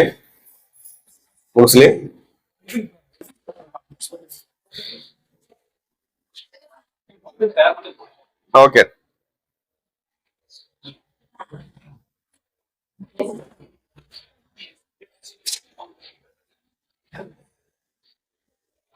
ಎಲ್ಲ ಪಾಲಕರಿಗೂ ಒಂದು ಮನವಿ. ನಾನು ಈ ಸ್ಕೂಲ್ ಬಂದ್ಮೇಲೆ ಸೋರ್ಸ್ ನಮ್ಮ ಹುಡುಗರು ಸಿಗೋದು ಕಡಿಮೆ, ಬಹಳಷ್ಟು ಕಡಿಮೆ, ಶಾರ್ಟೇಜ್. ಕನ್ನಡ ಮೀಡಿಯಂ ಹುಡುಗರು ಸಿಕ್ಕಾಪಟ್ಟೆ ಸಿಗ್ತವೆ. ನಮ್ದಿಲ್ಲ ಅಂದಾಗ ನಾನೇ ಕುತ್ಕೊಂಡು ಮಾಡಿದೀನಿ ಇದನ್ನ. ಇವತ್ತು ಇಡೀ ಕರ್ನಾಟಕದಲ್ಲಿ Urdu medium, Marathi medium, English ಮೀಡಿಯಂಗೆ ಕನ್ನಡ ಒಂದೇ ಇದೆ. ನಾ ಎಲ್ಲ ಆನ್ಲೈನ್ ಬಿಟ್ಬಿಡ್ತೀನಿ. ಅವ್ರು ಏನಾರು ಮಾಡ್ಕೊಂಡು ಓದ್ಕೊಳ್ಳಿ ಅಂತ. ಎಷ್ಟೋ ಜನ ಹೇಳ್ತಾರೆ ಸರ್ ಪ್ರಿಂಟ್ ಮಾಡಿ ಕೊಡ್ಬೇಕ್ರಿ ಅಂತ. ಅದೆಲ್ಲ ನಂಗೆ ಆಸೆ ಇಲ್ಲ. ನನಗ್ ಮಕ್ಕಳು ಓದಿ ಪಾಸ್ ಆದ್ರೆ ಸಾಕು. ನಮ್ಮ ಮಕ್ಕಳಿಗೆ ಮಾತ್ರ ಏನ್ ಮಾಡ್ತೀನಿ, ಈ ತರ ಮಾಡಿ ಎಲ್ಲರಿಗೂ ಕೊಡ್ತೀನಿ. ನಮ್ದು ಸ್ವಾರ್ಥನೂ ಇದೆ, ತೀರ್ಥನೂ ಇದೆ. ಅವ್ರು ಓದಿ ಪಾಸ್ ಆದ್ರೆ ನಾವು ಮಾಡಿದ ಪ್ರಯತ್ನ ಫಲ ಸಿಗ್ತದೆ. ಅದಕ್ಕಾಗಿ ಇಷ್ಟನ್ನ ಮಾಡಿದೀನಿ. ಸ್ಕೋರ್ ಮಾಡೋರ್ಗೆ ಆಯ್ತು,